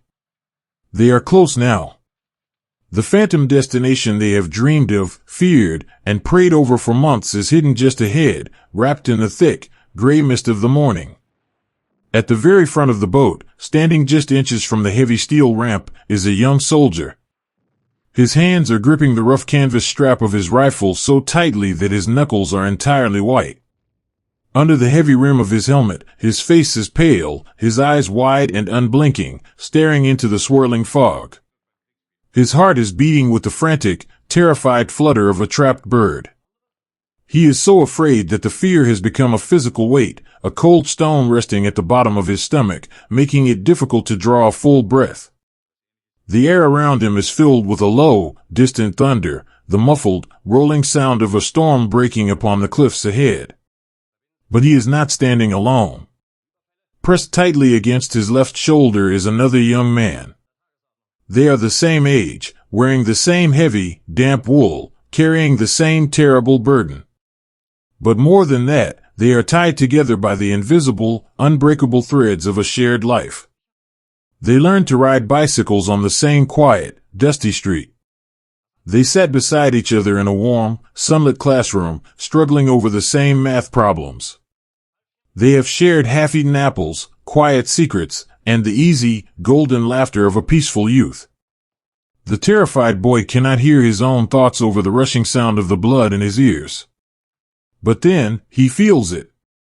A steady, rhythmic pressure against his arm. It is the rise and fall of his friend's chest. In the chaotic, terrifying expanse of the gray dawn, that simple, human rhythm becomes a sanctuary. He leans into it, just a fraction of an inch, allowing the physical presence of his friend to anchor him. He closes his eyes and listens to the sound of his friend breathing. It is slow. It is even.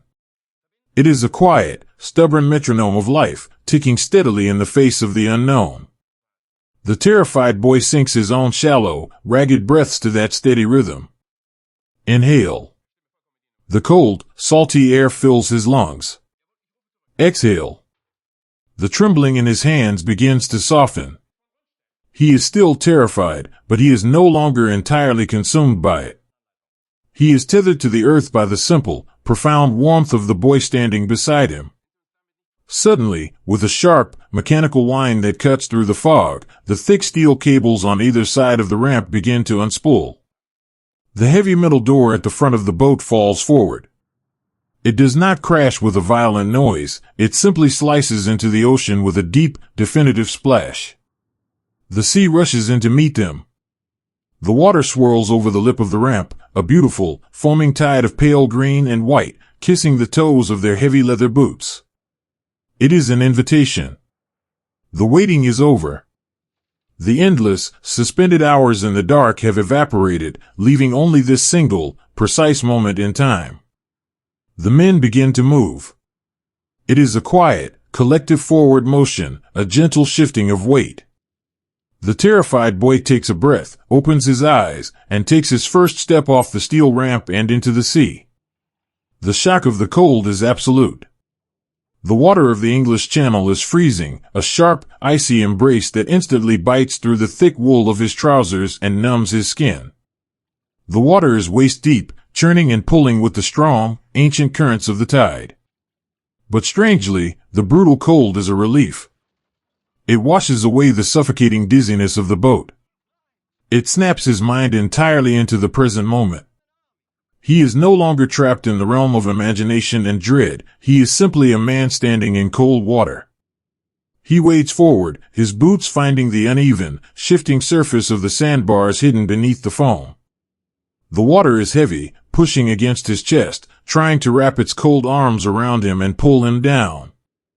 His woolen coat, now completely saturated, feels like a mantle of lead.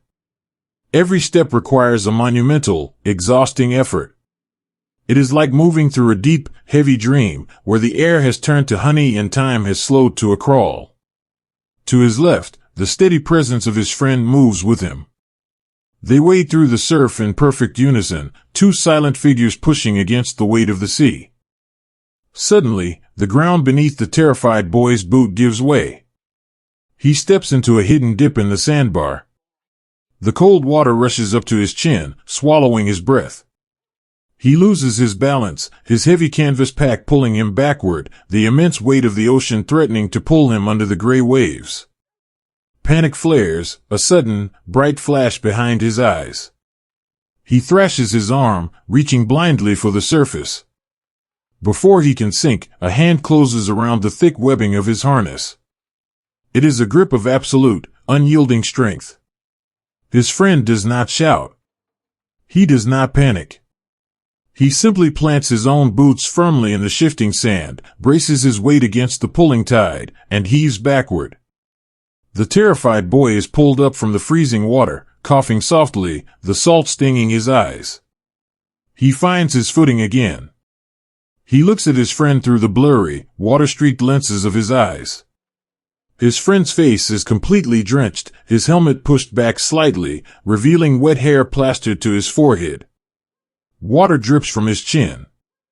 For a single, fleeting second, the noise of the approaching shore vanishes entirely. The world shrinks down to the space between them. His friend does not let go of his harness. Instead, he slides his hand up, his heavy, soaked glove resting firmly on the terrified boy's shoulder. He gives it a slow, deliberate squeeze.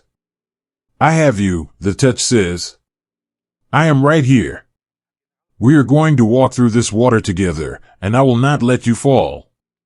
The terrified boy nods, a small, barely perceptible movement. The cold stone of fear in his stomach cracks, just a little, letting in a tiny, glowing ember of profound gratitude. He reaches up and places his own trembling hand over his friend's glove for just a moment. A silent, beautiful promise forged in the freezing surf. They turn their faces back to the mist and continue to walk. As they push closer to the shore, the terrified boy retreats into the quiet sanctuary of his own mind. He looks at the water swirling around his waist, the pale foam riding the crests of the small waves.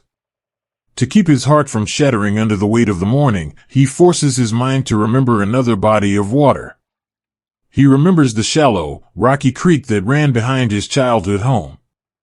He imagines the water is not the English Channel, but that quiet, sun-dappled stream. He imagines he is 10 years old again, his trousers rolled up to his knees, his bare feet slipping on the smooth, mossy stones. He remembers the feeling of the warm summer sun baking the back of his neck, the air thick with the smell of pine needles and damp earth. He remembers holding a small, silver tin bucket, searching for minnows in the clear, golden shallows. He superimposes that memory over the terrifying reality of the gray dawn. He wraps the peace of that summer morning around his shivering body like a warm quilt. He focuses on the imaginary warmth of the sun, the imaginary sound of the wind in the pine trees. It is a fragile, desperate illusion, but it gives him the strength to take another step, and then another. All around him, hundreds of other boys are doing the exact same thing. They are wading through the freezing surf, their heads bowed against the mist, their minds filled with the beautiful, ordinary lives they left behind. They are holding onto the memories of warm kitchens, soft beds, the smell of fresh coffee, and the gentle touch of a mother's hand. They are carrying their homes across the water, using love as a shield against the cold and the dark. The water begins to grow shallower. It drops from their waists to their knees, and then to their ankles. The immense, pulling weight of the ocean slowly releases its grip. The buoyancy of the water fades, and the full, crushing gravity of the earth returns. The terrified boy's heavy, soaked boots finally meet the solid, packed earth of Omaha Beach. He stops for a moment, the shallow water rushing back and forth over his boots, pulling the sand away from his heels. He looks down. The sand is pale and fine, completely unmarked, stretching out into the fog. It looks entirely peaceful. It looks like a place where a person could sit quietly and listen to the gulls calling in the wind. He takes a deep, ragged breath, the cold air filling his aching lungs. He is entirely exhausted, his muscles trembling from the cold and the terrible effort of the crossing. But he is out of the water. He has crossed the dark void. He feels the familiar, steady presence bump gently against his shoulder. His friend has stepped out of the surf beside him. They stand together on the edge of the world, two wet, shivering boys wrapped in heavy wool, their breath rising in small, white clouds in the freezing air. The storm is waiting for them just beyond the mist. The thunder is growing louder, rolling down from the hidden cliffs. But for this one, quiet second, they are simply two friends standing on a beach in the early light of morning. The terrified boy does not know what the next hour will hold. He does not know if he will see the sun set on this foreign shore. But as he looks at his friend, and feels the solid, unyielding earth beneath his feet, he knows one thing with absolute, beautiful certainty. He is not walking into the gray dawn alone. He straightens his tired shoulders. He grips the canvas strap of his rifle. He feels the warmth of his friend beside him, a steady, glowing beacon in the fog. Together, in perfect silence, they take their first step away from the water, leaving the gentle cradle of the sea behind, and walk forward into the mist. The sea is a quiet mirror this morning, broken only by the gentle, hesitant steps of young men walking into the mist. Here, on this wide and sweeping stretch of sand, the ocean seems to have forgotten the anger of the night. There are no towering, crashing waves to fight. There is no violent roar of water pounding against the earth. Instead, the English Channel has settled into a vast, shallow calmness. The water is perfectly flat, a beautiful, pale canvas of silver and soft gray, stretching out to meet a sky that is just beginning to wake. A low, delicate fog rests gently upon the surface, wrapping the world in a cool, damp embrace.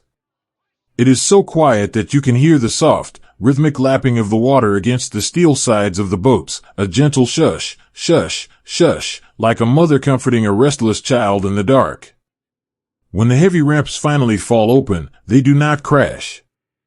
They slide down into the shallows with a soft, yielding splash, resting upon the hidden sandbars just beneath the surface.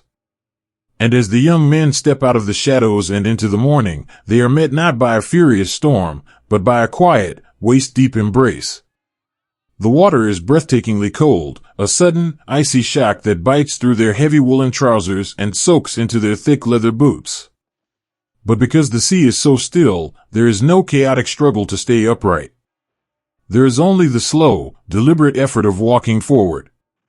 The water pushes against their waists, a gentle but heavy resistance, forcing them to move with a strange, hypnotic grace.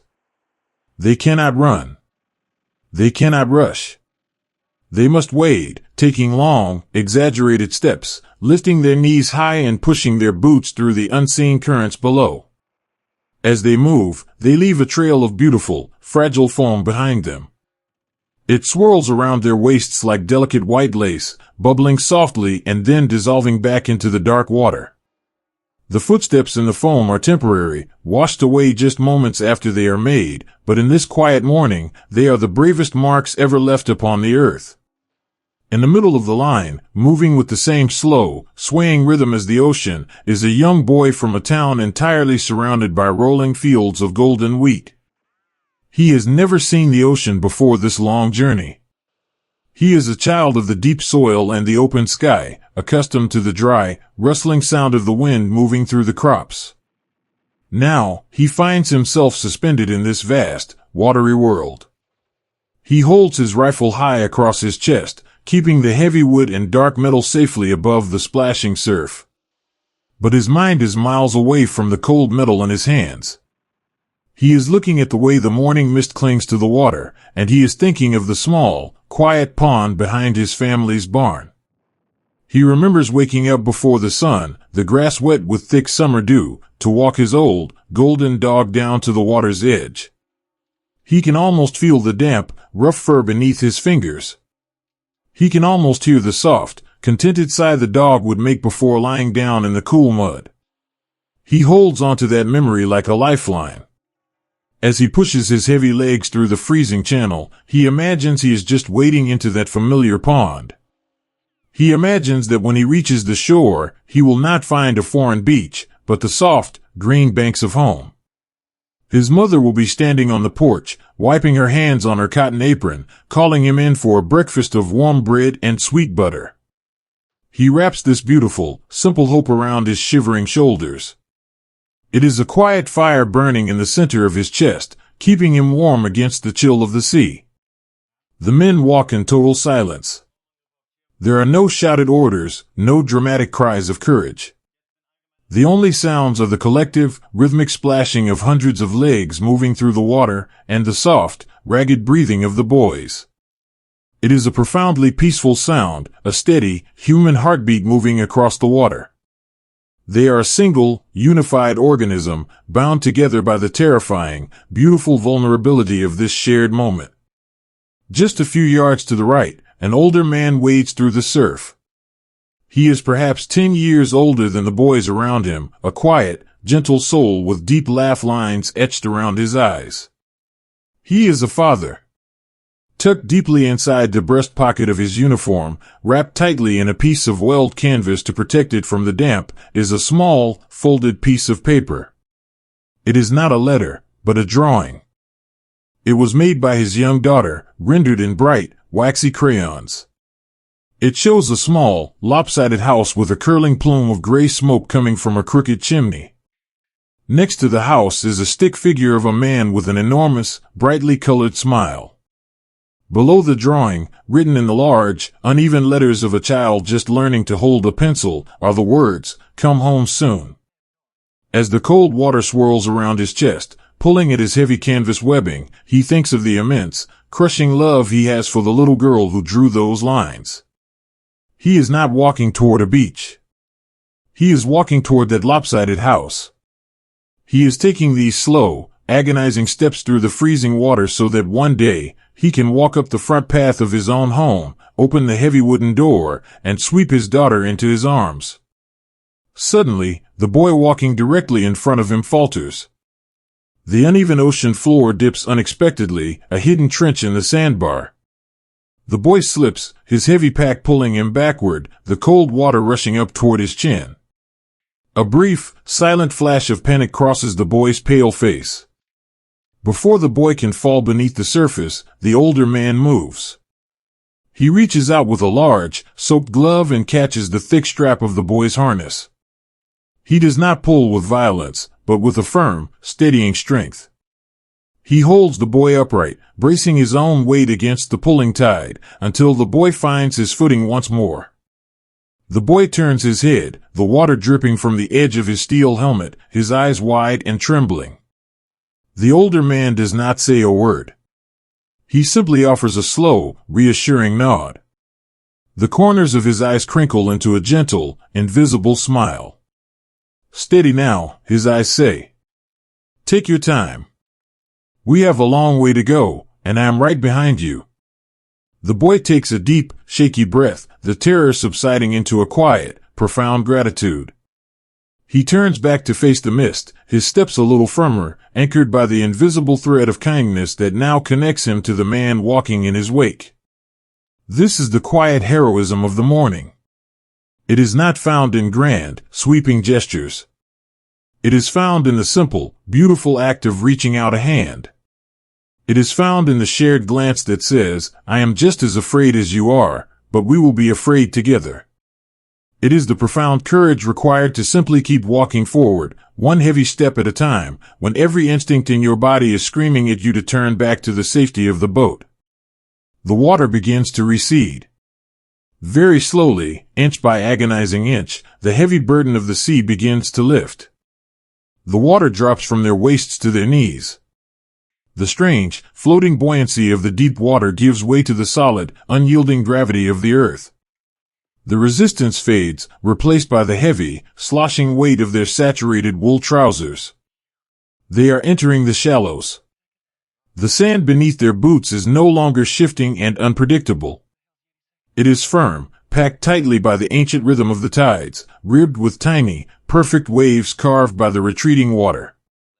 They can see the shoreline now. The mist is beginning to thin, pulling back like a gray curtain to reveal a wide, beautiful expanse of pale sand. The beach is entirely quiet.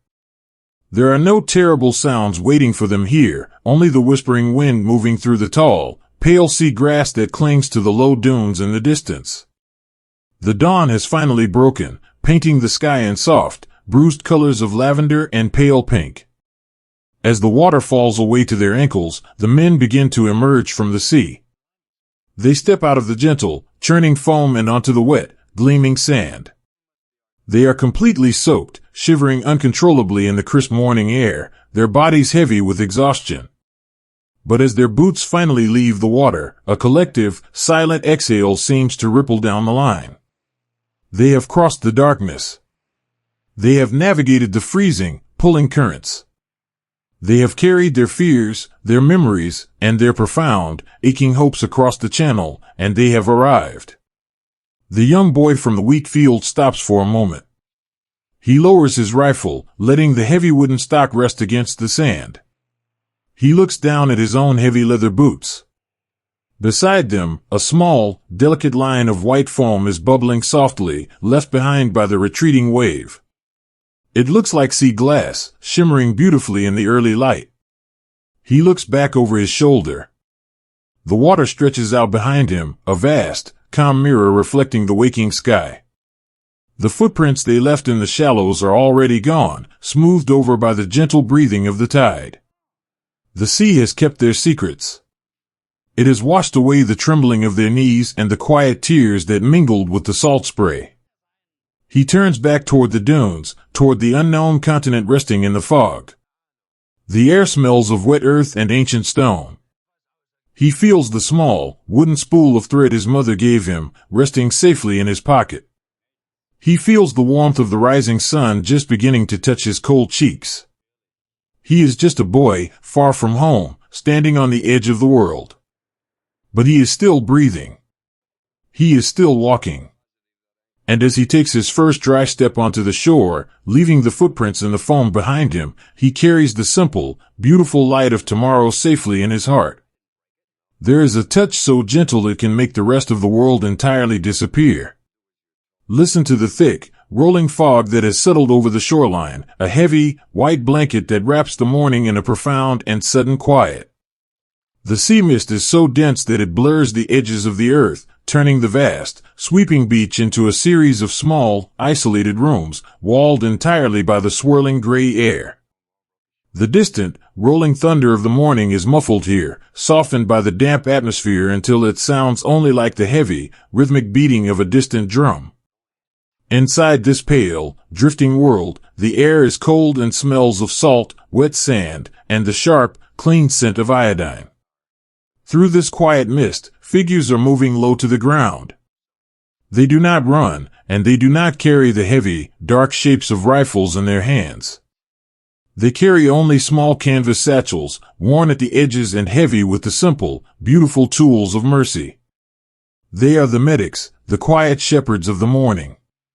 They wear helmets painted with a single, stark circle of white, holding a perfectly centered cross of deep crimson.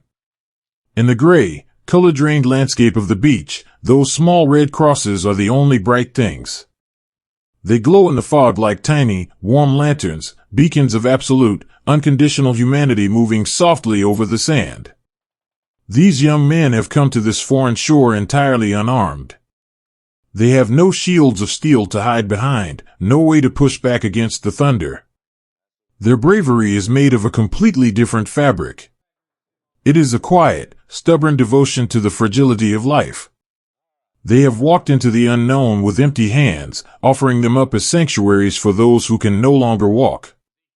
Through the swirling mist, a young medic crawls forward. His heavy woolen trousers are soaked through with the freezing water of the channel, his knees coated in the pale, crushed shells of the shoreline.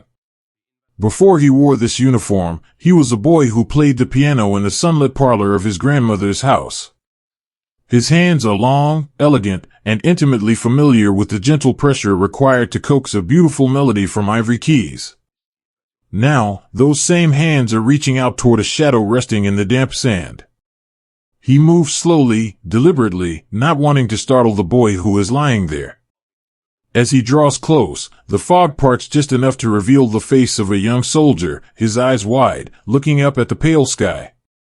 The boy is shivering, a fine, continuous tremor that shakes his shoulders. He is so incredibly tired, lost in the overwhelming gray of the morning. The medic does not speak of the war. He does not speak of the beach, or the ocean, or the thunder. He simply kneels on the wet earth and takes off his heavy, leather glove. He reaches out and places his bare hand firmly over the boy's trembling fingers. The transfer of warmth is immediate. It is a profound, grounding shock of humanity in a place that feels entirely unearthly. The boy's wide eyes shift, finding the face of the medic leaning over him. The medic's face is smudged with charcoal and sand, but his eyes are clear, steady, and full of a deep, pooling kindness. "I am right here," the medic whispers. His voice is a low, soothing murmur, pitched perfectly to slide beneath the noise of the wind. "You are not alone. I have you." The boy swallows hard, his grip tightening around the medic's hand. He holds on as if that hand is the only thing tethering him to the spinning earth. The medic smiles, a small, reassuring crinkle at the corners of his eyes. He uses his other hand to unlatch the heavy canvas flap of his satchel. He reaches inside, his piano-playing fingers finding a thick, tightly wound spool of pristine white cotton. As he begins to work, he keeps his voice low and steady, weaving a blanket of words to keep the boy's mind safe. He asks him where he is from. "Ohio," the boy breathes, his voice barely a rustle of dry leaves. "Ohio," the medic repeats softly. He gently lifts the boy's arm, unrolling the white cotton bandage. It unspools with a quiet, tearing sound, a soft ribbon of comfort wrapping around the torn wool of the uniform. "I hear it's beautiful there in the summer.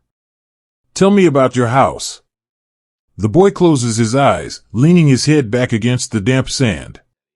The medic's hands move with practiced grace, binding the cotton tightly, firmly, but with infinite care.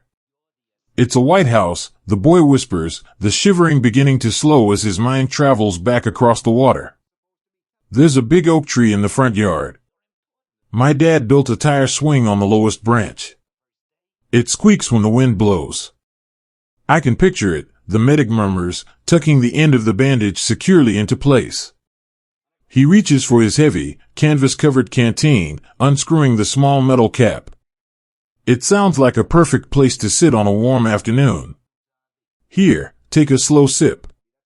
He slides his arm gently beneath the boy's head, supporting his neck with the crook of his elbow, and lifts the canteen to the boy's lips. The water is cold, tasting faintly of the metal tin, but to the exhausted soldier, it is the sweetest, most restorative draught in the world. A few drops spill, trickling down the boy's chin. The medic pulls a clean, dry cloth from his pocket and wipes the water away, an impossibly gentle gesture, exactly like a mother wiping the face of a sleepy child. You did so well, the medic whispers, slowly lowering the boy's head back to the sand. You just rest now. You just think about that oak tree, and the wind in the leaves. I'm going to make sure you stay warm. He unbuckles his own heavy woolen jacket, shrugging it off his shoulders, and drapes it carefully over the boy's chest, tucking the collar up around his chin. He gives the boy's shoulder one last, reassuring squeeze, a silent promise kept in the fog, before turning back into the swirling mist to find the next shadow. This scene is unfolding in 100 quiet corners of the beach. The healers are moving through the morning, carrying no anger, no malice, only an inexhaustible reservoir of compassion. They are boys who used to weigh sugar in their father's grocery stores, boys who used to mend broken fences on quiet farms, boys who used to help their little sisters tie their shoes. They have brought all of that gentle, ordinary patience to this terrifying shore. In a shallow depression behind a mound of seagrass, another medic sits with a soldier who cannot open his eyes. The soldier is holding a letter. It is crumpled, stained with seawater, the blue ink beginning to run and blur across the page. The boy is too weak to hold it up, his hand resting loosely on his chest, the paper fluttering slightly in the coastal breeze. The medic kneels beside him. He does not need to apply bandages here. He only needs to be a witness to the love held in that piece of paper. He reaches out and gently takes the letter from the boy's relaxing grip. Would you like me to read it to you? The medic asks softly. The boy manages a tiny, almost imperceptible nod.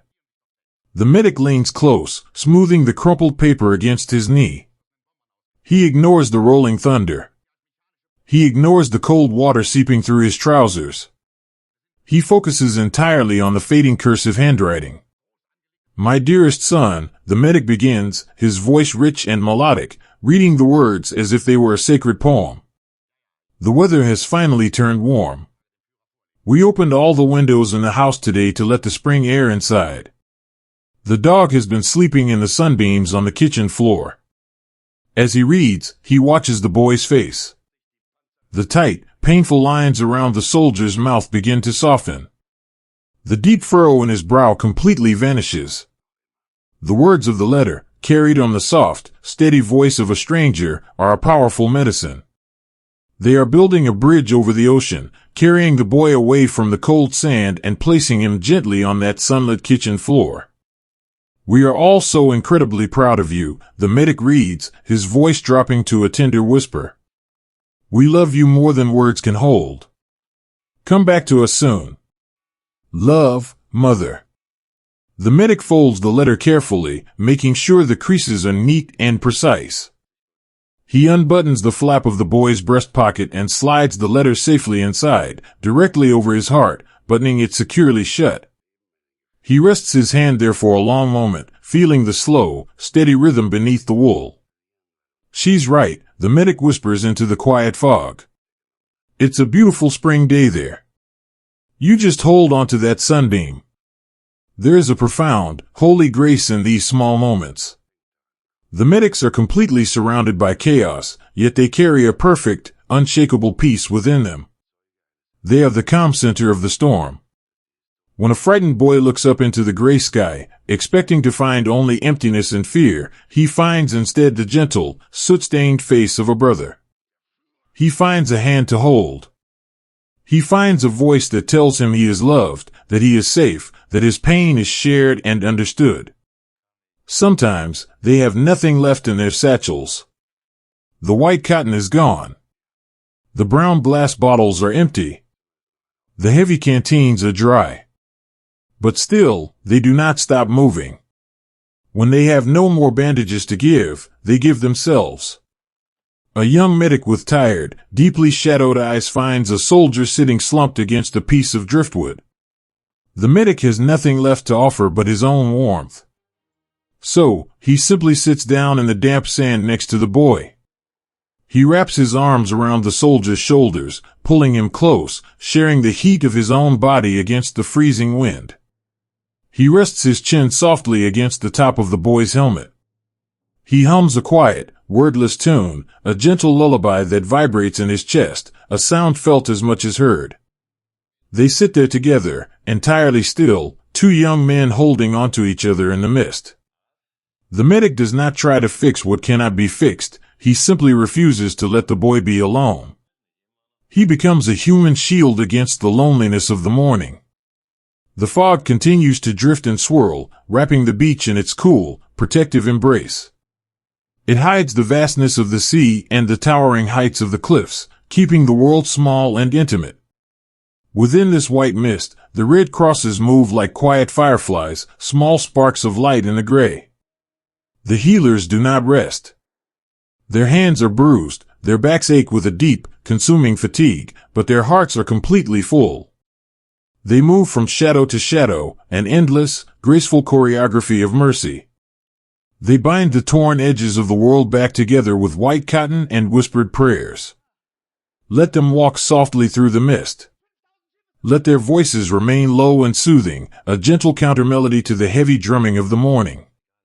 They are the bringers of comfort, the quiet guardians of hope, pressing their warm, bare hands against the chill of the earth, proving with every step and every touch that even in the deepest shadows, the beautiful, enduring light of human kindness will always find a way to shine.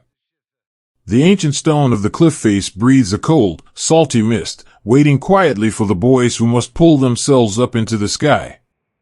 Listen to the sound of the ocean breaking against the base of the great wall. It is a slow, rhythmic crashing, a deep and ancient exhalation of the earth. Here, at the edge of the world, the cliffs rise straight up from the churning sea, towering monoliths of wet, gray limestone wrapped in a thick, drifting fog.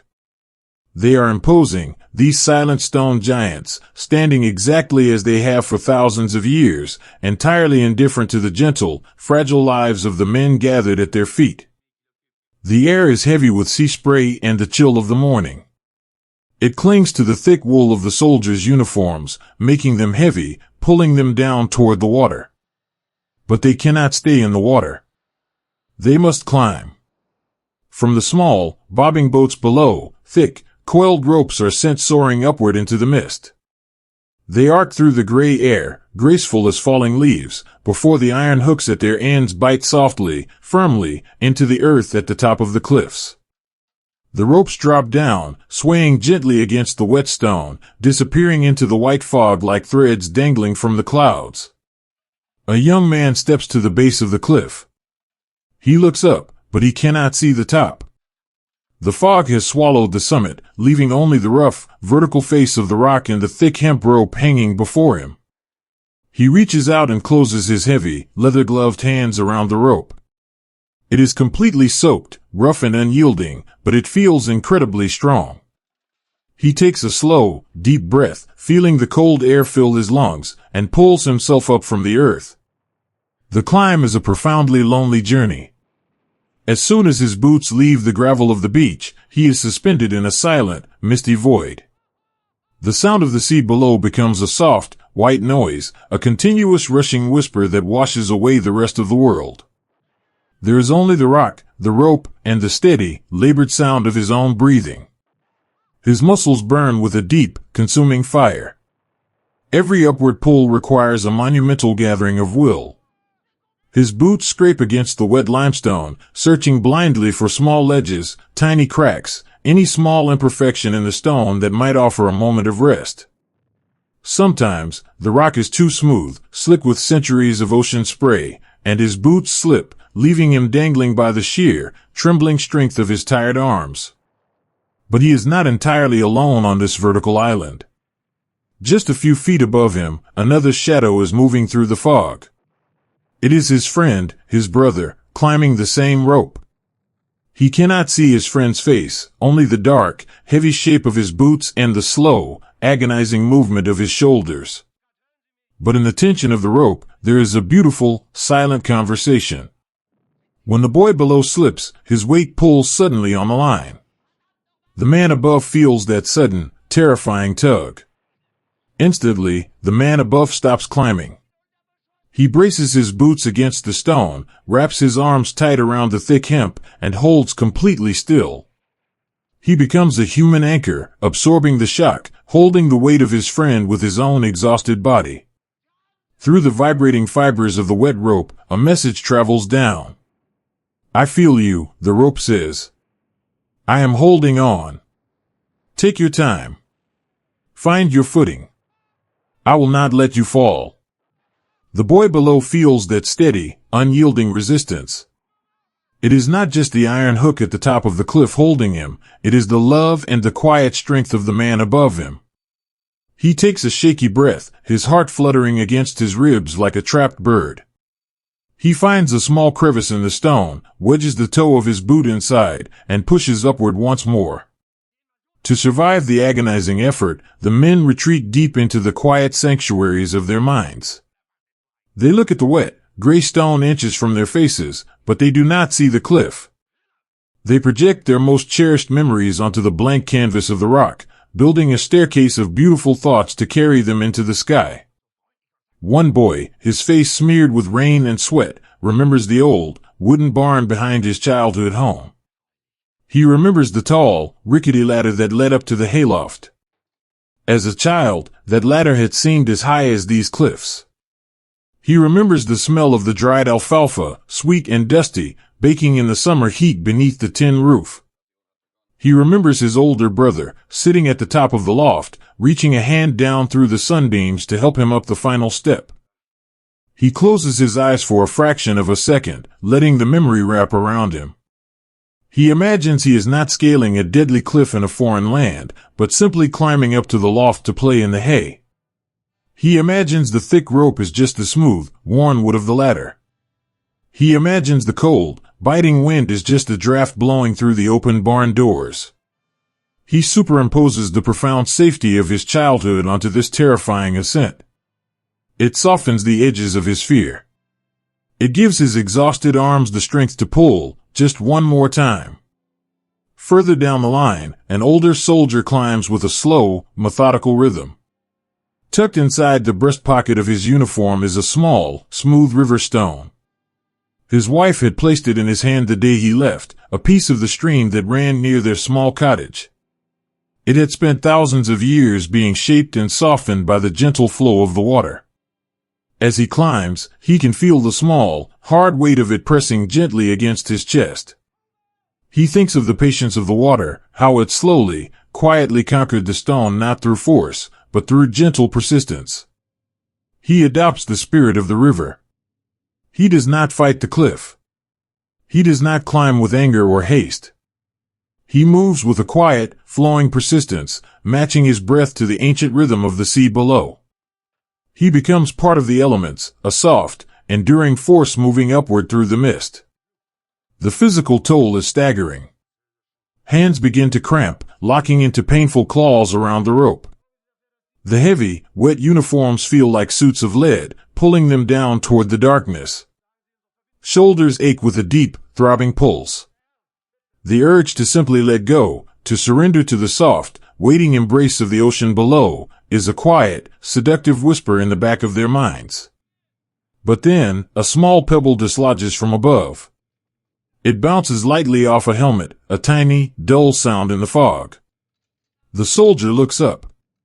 Through a brief, swirling break in the mist, he sees a hand reaching down. It is a hand coated in mud and chalky dust, trembling with exhaustion, but the fingers are stretched out in an offer of absolute devotion. The man above has reached a small, narrow ledge. He could rest. He could pull himself over the top and lie in the soft grass. But he does not. He turns back, anchors himself against the stone, and reaches down into the void for his brother. The soldier below reaches up. Their heavy gloves meet, gripping tightly. It is a desperate, beautiful connection. The man above pulls with whatever fading strength he has left in his shoulders, a slow, agonizing heave that lifts the soldier below over the final lip of the rock. They collapse together onto the narrow shelf of stone, two exhausted bodies pressing into the damp earth. They do not speak. They are breathing too hard, their chests heaving, their faces pale and drawn. But as they lie there in the mist, they turn their heads and look at each other. In that shared glance, there is a universe of understanding. There is no need for words. The quiet, soot-stained smile that passes between them says everything that matters. It says, "We made it. We are still here. I trusted you with my life, and you held me." It is a bond forged in the crucible of absolute physical limit, a friendship made permanent by the salt air and the whispering stone. As they rest, the fog begins to thin near the summit. The pale, bruised light of the morning finally touches their faces. They can smell something new in the air, something that cuts through the scent of the sea and the damp wool. It is the smell of crushed grass. It is the smell of earth, rich and dark and enduring. They are almost there. The final few feet are not a climb, but a slow, crawling scramble over the edge of the world. Hands dig into the soft, wet soil, finding the roots of the seagrass, pulling bodies over the crest of the cliff. When the young boy who dreamed of the barn finally pulls himself over the edge, he does not stand up. He rolls onto his back, sinking into the thick, wet grass. He lets his arms fall limply to his sides, his fingers brushing against the soft dirt. He looks straight up into the sky. The gray clouds are drifting lazily above him. The earth beneath him is solid, unmoving, and perfectly still. The vast, terrifying drop of the cliff is behind him, returned to the mist. The sheer, beautiful relief of horizontal ground washes over him like a warm tide. He closes his eyes and lets the earth hold him. He listens to the wind whispering through the tall grass, a soft, soothing melody that sounds exactly like a mother hushing a child to sleep. He is safe. For this one, perfect moment, surrounded by the quiet breathing of his friends lying in the grass beside him, the war does not exist. There is only the sweet smell of the soil, the gentle morning light, and the profound, peaceful miracle of having wings, and choosing to walk on the earth once more. Let them rest in the grass. Let the wind dry the sea spray from their faces. They have climbed the whispering stone, and now they can finally rest. A single, haunting note rises above the crash of the waves, a delicate thread of song woven through the heavy gray air. Listen to the astonishing sound drifting across the wet sand. It is a sound that does not belong on this foreign shore. It is not the mechanical roar of engines or the deep, thumping rhythm of the ocean tide. It is an ancient, earthy voice, rising and falling with the breath of a single man. It is the high, reedy call of the bagpipes, a melody born in the distant, misty valleys of the highlands, now floating beautifully through the fog of a French beach. The men lying in the damp sand are entirely exhausted. They have crossed the dark water, fighting the terrible, rolling sickness of the boats and the freezing, waist-deep pull of the surf. Now, they are pressed flat against the earth, seeking shelter behind the low, shifting dunes and the cold, concrete seawalls. Their uniforms are heavy with salt water and sand. Their hands are trembling from the cold. The morning has been a chaotic, overwhelming storm, a terrifying wall of noise and confusion that has left them feeling incredibly small and profoundly far from home. But then, the music begins. It starts as a low, steady drone, a hum that seems to vibrate in the very marrow of their bones. And then, the melody breaks free. It is a slow, mournful, and unimaginably beautiful tune. It cuts through the fog like a lighthouse beam, a clear, brilliant ray of sound sweeping over the shivering boys. Through the swirling white mist, a figure emerges, walking with a slow, deliberate grace. He is not crouching. He is not hiding. He is walking upright along the edge of the water, stepping over the tangled lines of seaweed and the smooth, wet stones. He wears a heavy woolen kilt, the dark green and blue tartan swaying gently with the coastal breeze and the rhythm of his unhurried steps. The freezing sea spray bites at his bare knees, but he does not seem to notice. He is entirely consumed by the wood and the canvas in his hands. He holds the pipes with the profound, practiced tenderness of a man holding a sleeping child. The wooden chanter, polished smooth by years of touch, rests securely in his grip. His fingers, numb with the cold, dance over the small holes with absolute precision, pressing and lifting in a graceful, invisible choreography.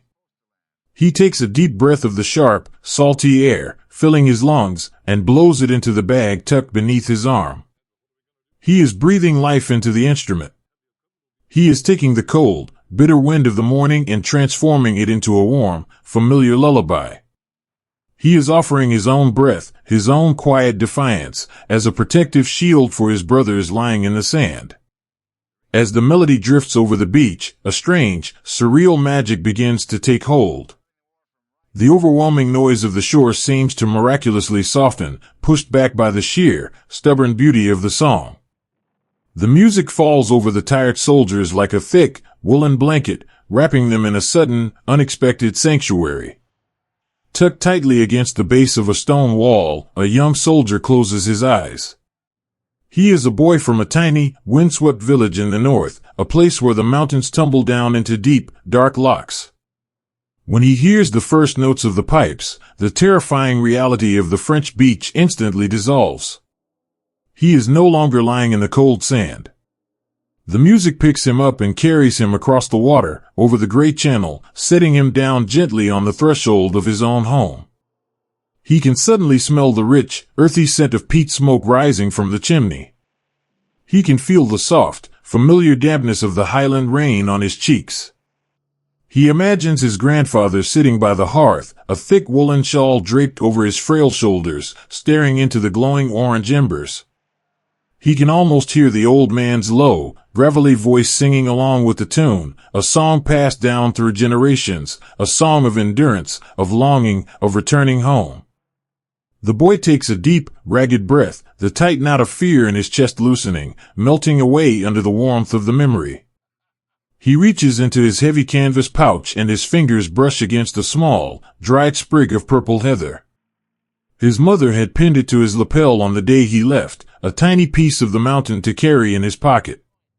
He holds the delicate, dry flower in his hand, letting the music wash over him, feeling a profound, beautiful peace settle into his racing heart. The song is telling him that the mountains are still there. It is whispering that the hearth fire is still burning, and that his family is waiting for him in the quiet glen. A few yards away, in a shallow crater scooped out of the sand, a medic is kneeling beside a resting soldier. The medic's hands are covered in wet sand, his back aching from hours of bending and lifting. He is desperately tired, his spirit worn thin by the immense weight of the morning. But as the haunting chorus of the pipes drifts down into the crater, his hands pause. He looks up toward the gray sky. He does not know the name of the tune. He has never been to the highlands, never seen the purple heather or smelled the peat smoke. He is a boy from a crowded, bustling city, raised on the sounds of streetcars and shouting merchants. Yet, the music speaks to him just as clearly. It does not matter that he does not know the words or the history of the song. The language of the bagpipes is universal. It is the language of human resilience. It is a slow, mournful acknowledgement of sorrow, woven tightly together with an unbreakable thread of hope. The melody tells him to be gentle. It tells him to be steady. The medic takes a long, slow breath, matching the rhythm of the piper's drone. He looks down at the soldier resting beneath his hands. The frightened boy's face has relaxed, his eyes closed, lulled into a moment of calm by the sweet, reedy sound. The medic begins his work again, his hands moving with a new, quiet rhythm, guided by the music. He wraps the white cotton bandages with the care of a mother swaddling an infant, humming the tune softly under his breath, passing the piece of the piper's song directly into the soul of the wounded boy. The piper continues his solitary walk along the edge of the water. He does not stop.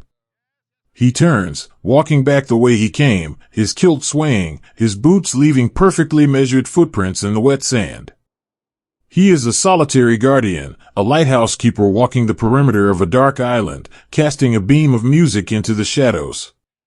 He knows that he is completely exposed, an unarmed man walking tall in a place where everyone else is clinging desperately to the earth. But he also knows that his instrument is the most powerful thing on the beach. He knows that his breath, pushed through the wooden pipes, is reaching places that bandages and warm tea cannot. He is tending to their spirits. He is playing a lullaby for 1,000 terrified boys, wrapping their shivering souls in the familiar, comforting fabric of home. For the men pressed into the sand, the music changes everything. It reminds them that they are still human. In a morning that has tried to strip away their names, their histories, and their individuality, turning them only into shapes in the fog, the music gives them their humanity back. It reminds them that they are boys who love music, boys who love their families, boys who have a beautiful, peaceful world waiting for them on the other side of this day. An older soldier, his hair graying at the temples, rests his forehead against the wooden stock of his rifle. He listens to the piper and feels a single, warm tear trace a path down his cheek, cutting through the soot and the salt spray. He does not wipe it away. He lets it fall into the French sand, a tiny offering of love and memory. He thinks of his wife, of the way she hums when she works in the garden, of the soft, flowery warmth of her hands when she bakes bread on Sunday mornings. The music holds him in a gentle embrace, whispering that love is stronger than the cold, stronger than the fear, stronger than the thunder. The music is an anchor, dropped deep into the chaotic waters of the morning, holding them fast. It gives them permission to rest, just for a few precious minutes. It gives them permission to close their eyes and dream of the quiet places they left behind. Slowly, the piper reaches the end of his path. He turns once more, facing the sweeping expanse of the beach. The tune shifts, moving from a slow, mournful lament into a slightly brighter, steadier rhythm. It is not a call to aggression, but a gentle, encouraging pull. It is the musical equivalent of a hand reaching down, offering to help them stand. The boys lying in the sand feel the shift. The music has given them a moment of profound, surreal sanctuary, a chance to catch their breath and quiet their racing hearts. Now, it is gently urging them forward. The boy with the sprig of heather carefully tucks the dry flower back into his pouch. He takes one last, deep breath, holding the memory of the peat fire in his lungs, and slowly pushes himself up from the damp earth. The medic finishes tying the white cotton bandage, pats his patient gently on the shoulder, and rises to his feet. The older soldier wipes the tear from his cheek, sets his jaw with a quiet, peaceful determination, and stands tall. They begin to move off the beach, leaving the cold surf behind them. They do not run with fury, but walk with a quiet, steady courage, anchored by the melody still echoing in the damp air. The piper lowers his instrument. The bag deflates with a soft, gentle sigh, like a weary traveler finally sitting down to rest. The music fades, absorbed into the thick, gray fog and the sound of the crashing waves. The beach returns to the sounds of the morning. But the song is not gone. It has settled deep into the hearts of the men who heard it. It is carried with them as they walk away from the water and up into the grassy dunes. It is a quiet, glowing ember of peace, a beautiful, haunting chorus that will sing to them in the dark hours to come. The piper stands by the water's edge, watching them go, the wooden chanter resting silently in his hands. He has given them the greatest gift a man could offer on this terrible, lonely morning. He has given them a piece of home, a momentary blanket of peace, and the gentle, extraordinary strength to simply keep walking forward. The salt of the ocean tastes remarkably like tears, especially when you are thousands of miles away from the only home you have ever known. Listen to the rhythmic, heavy breathing of the sea as it pushes against the long, sweeping shoreline. The water here is gray and churning, a restless expanse of cold foam and dark currents. It pulls at the sand with a soft, continuous sigh, a sound that has echoed against these French cliffs since the beginning of time. It is a lonely, ancient place, wrapped in a thick, damp mist that clings to the skin and settles deep into the heavy woolen coats of the young men arriving on the morning tide. These are the boys from the wide, open spaces. They have crossed an entire ocean to reach this pale, foreign sand, but before they ever saw the sea, they knew a different kind of ocean entirely. They are the sons of the vast, endless Canadian prairies. They were born under a sky so wide and uninterrupted that it made the earth feel incredibly small. They grew up entirely surrounded by millions of acres of golden wheat, a magnificent, rustling sea of grain that stretched perfectly flat to the horizon in every direction. They know the sound of the wind moving through the tall grass, a continuous, whispering hush that sounds exactly like the rolling waves of the channel. But here, the water is freezing, and the air smells of wet iron and crushed seashells, far from the sweet, dusty scent of the harvest. As the heavy steel ramps of the landing craft slowly fall into the surf, the prairie boys step out into the freezing, waist-deep water. The shock of the cold is immediate and absolute. It bites through their thick trousers, a deep, numbing chill that instantly steals the breath from their lungs. The water pushes against them, heavy and insistent, trying to knock them off their feet. They wade forward slowly, their heavy leather boots sinking into the shifting, unfamiliar sandbars. They hold their rifles high above their heads, their faces pale and drawn beneath the heavy rims of their steel helmets. In the middle of this quiet, waiting line is a young man whose hands are rough and calloused from years of gripping the wooden steering wheel of a heavy farm tractor. He is trembling, a fine, uncontrollable shiver running through his shoulders. The fear in his chest is a cold, tight knot. He is terrified of the dark water, terrified of the loud, rumbling thunder rolling down from the dunes, terrified that he will never see the golden fields of home again. To keep from entirely unraveling, he closes his eyes. He forces his mind to travel back across the water, back across the miles, to a late summer afternoon on his family's farm. He imagines that the heavy, pulling resistance of the water against his legs is not the English Channel, but the thick, tall stalks of wheat just before the harvest. He remembers wading through the fields as a boy, the dry, golden husks brushing softly against his waist. He remembers the intense, baking heat of the prairie sun on the back of his neck, a warmth so deep it felt like a heavy, comforting blanket. He remembers the bright, impossible blue of the sky, completely devoid of these low, weeping gray clouds. He wraps this memory around himself like a shield. As he takes another agonizing step through the freezing surf, he whispers a quiet, desperate prayer, not to the sky, but to the earth. He prays to the deep, rich soil of his home. He asks it to anchor him. He asks it to remind him of who he is. He is a child of the prairie, raised to endure the bitter, howling blizzards of the long winters and the backbreaking labor of the autumn harvest. He knows how to put his head down and push through the storm. He knows how to survive. He opens his eyes, his jaw set with a quiet, stubborn resilience. He looks at the boy wading through the water beside him. It is his neighbor, a boy who grew up just 3 miles down the same dirt road. Their eyes meet in the gray morning light. They do not say a word. The roar of the surf is too loud, and their hearts are too full. But the young man reaches out his soaked, heavy glove and gently grips his friend's harness. It is a simple, grounding touch, a silent promise traded in the foam. "I am with you," the touch says. "We will walk through this together, just as we walked through the fields." Slowly, the heavy burden of the sea begins to release them. The water drops to their knees, and then to their ankles. They drag their exhausted bodies out of the surf and collapse onto the damp, packed sand of the beach. They are completely soaked, their uniforms feeling like suits of lead. They press their chests against the earth, catching their breath, listening to the terrified, beautiful sound of their own hearts beating.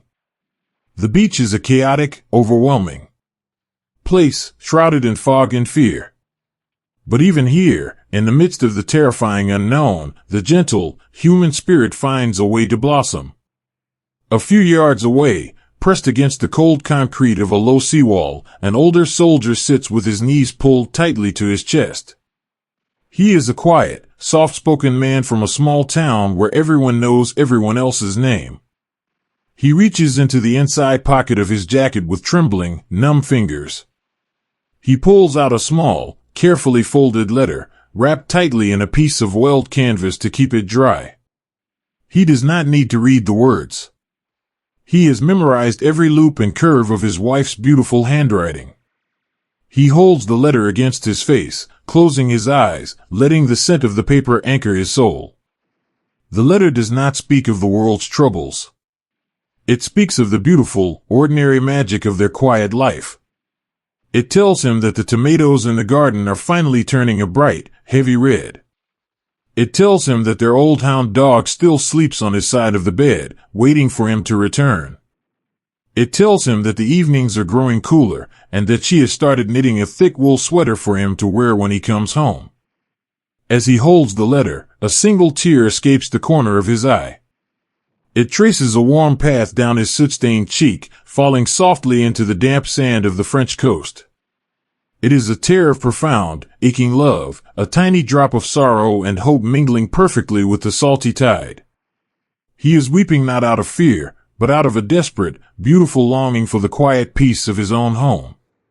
He carefully folds the letter and tucks it back over his heart, buttoning the pocket securely. He feels a renewed, quiet strength wash over him. He knows exactly what he is fighting for. He is fighting for the garden. He is fighting for the quiet evenings. He is fighting for the right to simply be a husband, walking hand in hand with his wife beneath the wide prairie sky.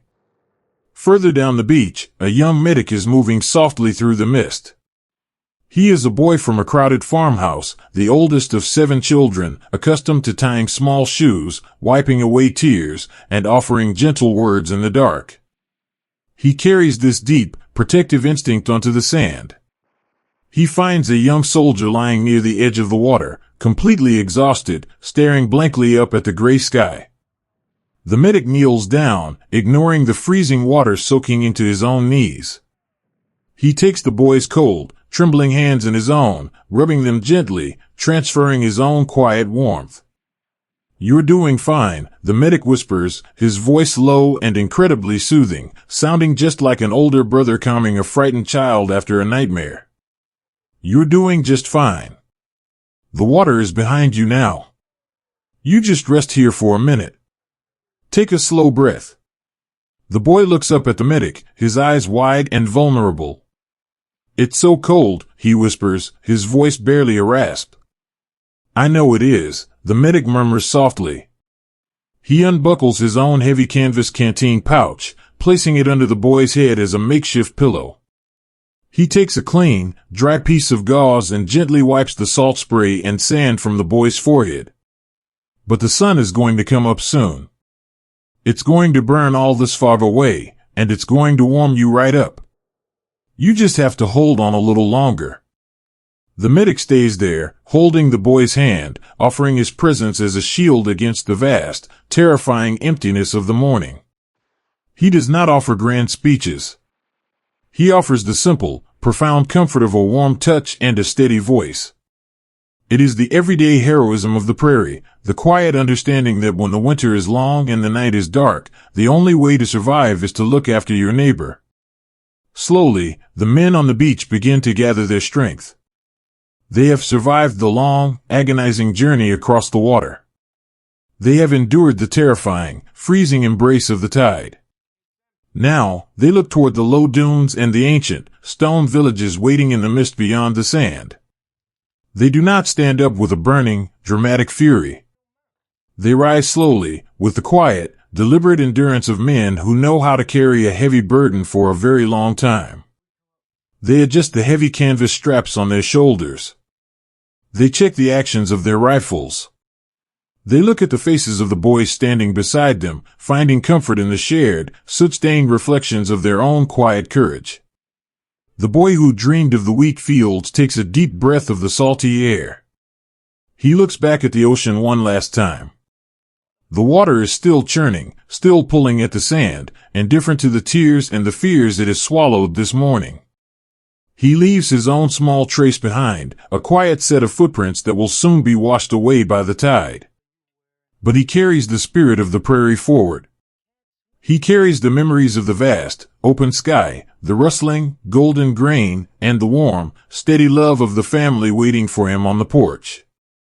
He turns his back to the water and begins to walk up the beach, his heavy boots finding purchase in the soft sand. He is far from home, stepping onto foreign soil, but his heart is firmly anchored in the deep, rich earth of his childhood. He walks softly, quietly, carrying the beautiful, enduring light of the wide open spaces straight into the heart of the mist. There is a remarkable kind of magic held within the simple, everyday act of boiling water. Listen to the wind as it sweeps over the tops of the dunes, bending the pale, stiff blades of sea grass until they brush against the sand with a soft, continuous sigh. Just beyond these rolling hills of earth, the English Channel is still churning, cold and restless against the shoreline. The morning has been a staggering, overwhelming weight of noise and gray mist.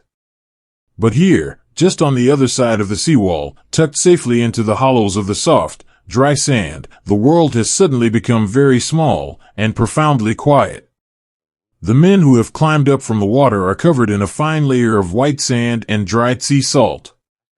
Their heavy woolen uniforms are damp, weighing heavily on their exhausted shoulders. They are out of breath, their chests heaving softly in the cool morning air. They have crossed the terrifying expanse of the open beach, navigating the freezing tide and the deafening thunder of the coast, and now they have finally found a moment of sanctuary. They slide down the leeward side of the dunes, out of the biting wind, and collapse into the soft earth. They lean their heads back against the grassy banks, closing their eyes, letting the solid, unmoving ground hold them fast. For a few long minutes, there is no movement. There is only the sound of deep, ragged breathing and the distant, muffled rhythm of the ocean. They are young men far from the green, rolling hills of their home, caught in the very center of history. Yet, in this stolen moment of safety, they do not speak of the great armies moving around them. They do not talk about the terrifying journey they have just survived. Instead, a young soldier with dirt-smudged cheeks slowly reaches a trembling hand into his heavy canvas pack. He pushes aside the heavy iron tools of his trade. He bypasses the spare ammunition and the thick, rolled blankets. His fingers, stiff from the cold and the damp, search for something much more vital. He pulls out a tiny, folding metal stove. It is no larger than a tin of shoe polish, battered and scratched from months of being carried in a pocket, but to the men sitting in the sand, it is the most beautiful object in the world. He unfolds the small metal legs with a soft, metallic click. He places it carefully on a flat, even patch of sand, making sure it is perfectly steady. From another pocket, he produces a small, solid tablet of fuel. He sets it inside the stove. All around him, the other boys in his quiet circle are watching. They lean in close, their shoulders touching, forming a protective human wall around the tiny metal square to shield it from the coastal breeze. The soldier strikes a match against a rough stone. The sudden, brief hiss of phosphorus cuts through the damp air, blooming into a small, fragile tear of yellow light. He cups his hands around the flame, a gesture of absolute, tender devotion, and lowers it to the fuel. A small, blue and yellow fire springs to life. It is a tiny, localized miracle. In the vast, gray, cold expanse of the French coastline, this tiny flame is a beacon of profound, undeniable comfort. The soldier reaches for his heavy metal canteen, unscrewing the cap, and pours a measure of fresh water into a battered tin mug. He places the mug carefully over the little fire. Now, they simply wait. But this is not the agonizing, terrifying waiting they endured in the dark belly of the ships. This is a gentle, domestic waiting. It is the soothing, familiar rhythm of an ordinary morning. They sit in the sand, watching the small flame dance against the blackened bottom of the tin mug, their faces bathed in its soft, warm glow. Soon, tiny bubbles begin to form against the metal. A thin, delicate ribbon of white steam rises into the cool air, swirling and dancing before being carried away by the wind. The water begins to hum, a low vibration that slowly builds into a soft, cheerful boil. It is a sound that belongs in a quiet kitchen in the countryside, not on a foreign beach. But here it is, singing a song of home right into the wet sand. The soldier reaches into a small, waterproof pouch and pinches a careful measure of dark, dry tea leaves. He drops them into the boiling water. Instantly, the air is transformed. The sharp, bitter scent of the salt sea and the wet wool is pushed aside. The hollow behind the dune is filled with the rich, earthy, deeply comforting aroma of black tea. It smells of quiet afternoons in the parlor. It smells of rain pattering against a window pane while a fire crackles in the hearth. It smells of safety. The young soldier takes a small rag, wraps it around the hot handle of the tin mug, and lifts it from the flame. He blows softly across the surface, watching the dark amber liquid ripple and the steam part. He brings the rim to his lips and takes a slow, careful sip. The liquid is scalding, tasting faintly of the brass canteen and the metallic tang of the mug, but it is the most magnificent thing he has ever tasted. The heat travels down his throat, a brilliant, glowing warmth that radiates outward, thawing the cold knot of fear that has sat in his chest since midnight. He closes his eyes, letting out a long, shuddering sigh of pure relief. For a moment, he is not a soldier on a hostile shore. He is just a boy sitting at his mother's worn wooden table. He can almost hear the ticking of the grandfather clock in the hallway. He can almost see the chipped porcelain cups with the painted blue flowers sitting on the saucer. He remembers the way his mother would stand by the stove, her hands resting on her apron, watching him drink his tea with a soft, loving smile. The memory is so vivid, so intensely real, that it forms a protective shell around his heart. He does not keep this comfort for himself. He opens his eyes, lowers the mug, and turns to the boy sitting beside him. This boy is shaking uncontrollably. The sheer exhaustion and the overwhelming emotion of the morning have caught up to him, leaving him pale and shivering in the damp grass. The first soldier does not offer grand words of encouragement. He does not tell him to be brave. He simply holds out the warm, steaming tin mug. The shivering boy reaches out with both hands, wrapping his trembling fingers around the warm metal. The heat of the cup seeps directly into his freezing skin. It is a profound, physical shock of kindness. He lifts the tea to his lips and drinks. As the warm liquid fills him, the violent shaking begins to subside. The color slowly returns to his cheeks. He lowers the cup, looking at his friend through eyes that are bright with unshed tears. He gives a small, almost imperceptible nod. "Thank you," the nod says. "Thank you for reminding me that the world is still warm. Thank you for this tiny piece of home." The mug is passed around the small circle, hand to hand, a quiet communion of tired souls. Each man takes a sip, sharing the warmth, sharing the memory, sharing the profound, silent understanding of what they have just survived.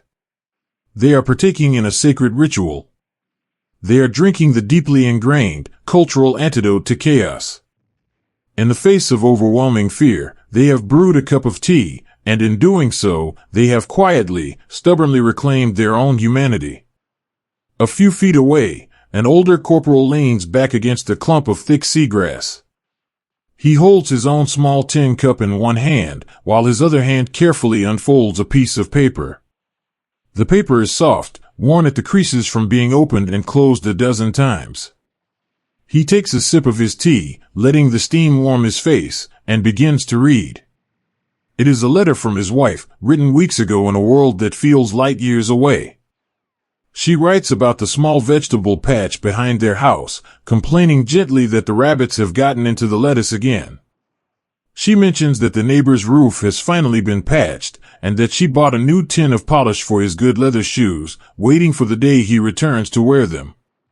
He reads the words slowly, savoring the beautiful, mundane details. The tea warms his body, but the letter warms his soul. Together, the taste of the warm drink and the sight of her familiar handwriting create an impenetrable fortress of peace. The war cannot touch him here, behind the dunes, with his tea and his letter. He is entirely insulated by love and the comforting rhythm of ordinary life. He smiles softly, a genuine, relaxed smile, and takes another slow sip, looking up at the pale gray sky with a heart full of quiet hope. Even the medics, moving tirelessly among the men, find a moment of respite in this ritual. A young medic with soot-stained hands and deeply tired eyes sinks to his knees in the sand. He has been running through the mist for hours, carrying the weight of 100 broken hearts. He is entirely empty, his spirit drained. A hand reaches into his field of vision, holding a steaming metal cup. The medic looks up. An infantryman, his own uniform torn and wet, is kneeling beside him. "Drink this, Doc," the soldier whispers softly.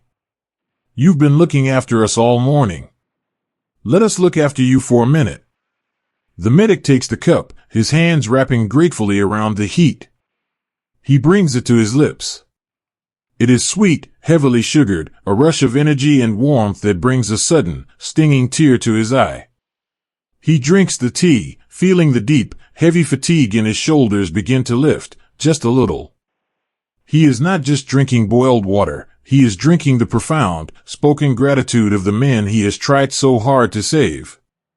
He finishes the cup, hands it back with a quiet, exhausted smile, and feels the strength return to his hands. The small fuel tablet eventually burns down to a glowing red ember, and then turns to gray ash. The tiny fire goes out. The tin mug is empty. But the magic of the ritual has already been worked. The boys sitting behind the dunes are no longer the terrified, freezing shadows that crawled out of the surf just an hour ago. They are warm. They are grounded.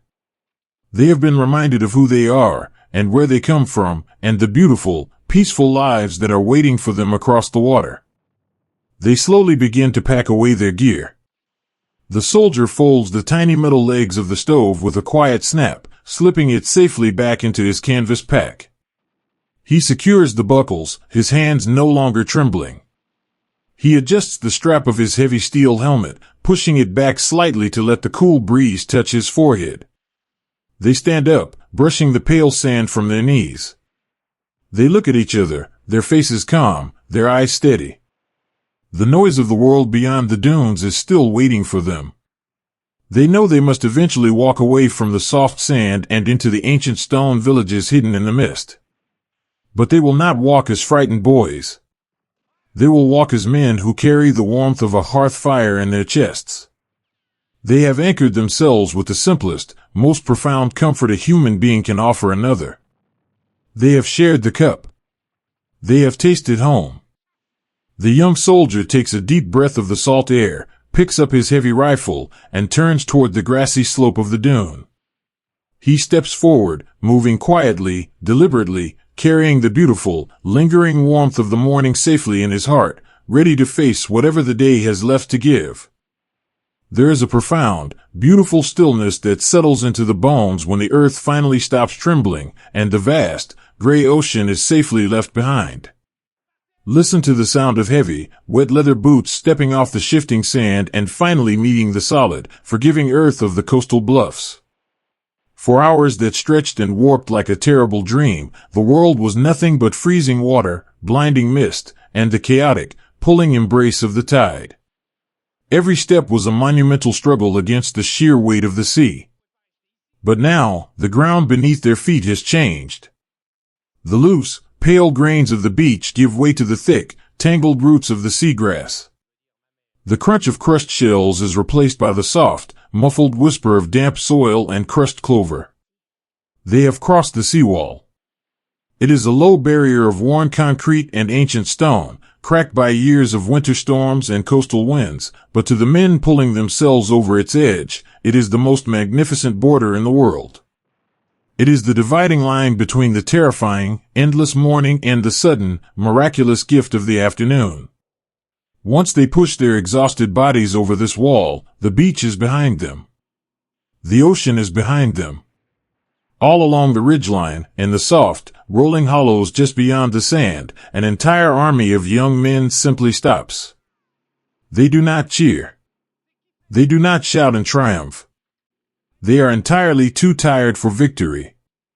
Instead, what ripples down the line of exhausted boys is a long, collective, shuddering exhale. It is the sound of thousands of lungs releasing a breath they feel they have been holding since midnight. It is a slow, deeply human deflation, a physical surrender to the profound relief of survival. They collapse into the tall grass. They let their heavy wooden rifles slip from their aching fingers, resting them gently in the dirt. They unbuckle the thick, canvas straps of their helmets, pulling them off and letting the cool, damp breeze from the channel finally touch their matted hair. They lie back against the gentle slope of the dunes, staring up at a sky that is slowly, hesitantly beginning to clear. The low, heavy clouds of the morning are parting, tearing into soft, white ribbons, allowing the pale, golden light of the late sun to touch their weary faces. At the crest of a small hill, a young soldier sits with his knees pulled tightly to his chest. He rests his chin on his crossed arms and turns his head to look back the way he came. From this height, the great, sweeping curve of the beach is spread out below him like a painting. He can see the vast expanse of the English Channel, stretching out to meet the horizon. The water is still churning, still moving with that ancient, rhythmic rise and fall. The waves roll forward, collapsing onto the sand in brilliant flashes of white foam, and then draw back into the deep. The ocean looks entirely peaceful now. It looks indifferent. It does not know the fears it swallowed or the courage it witnessed. It is just water, singing the same lullaby to the shore that it has sung for 1,000 years. The boy watches the waves, entirely mesmerized by their steady, breathing rhythm. He is shivering, his uniform still damp and heavy with salt, but deep inside his chest, a warm, quiet ember of realization is beginning to glow. He survived. The longest, darkest morning of his entire life has come to an end, and he is still breathing. He listens to the steady, rhythmic thumping of his own heart, feeling the pulse in his wrists and his throat. It is a beautiful, miraculous sound. He is alive. He reaches a trembling hand into the deep pocket of his woolen jacket. His fingers brush against a folded square of paper. It is the letter he wrote in the dim, swaying hold of the transport ship, while the rain hammered against the steel hull. It is the letter he had tucked over his heart, the final, quiet whisper to his mother in case he did not walk out of the surf. He pulls the paper out. The edges are curled and damp from the sea mist, the blue ink of his handwriting slightly blurred. He looks at his own words.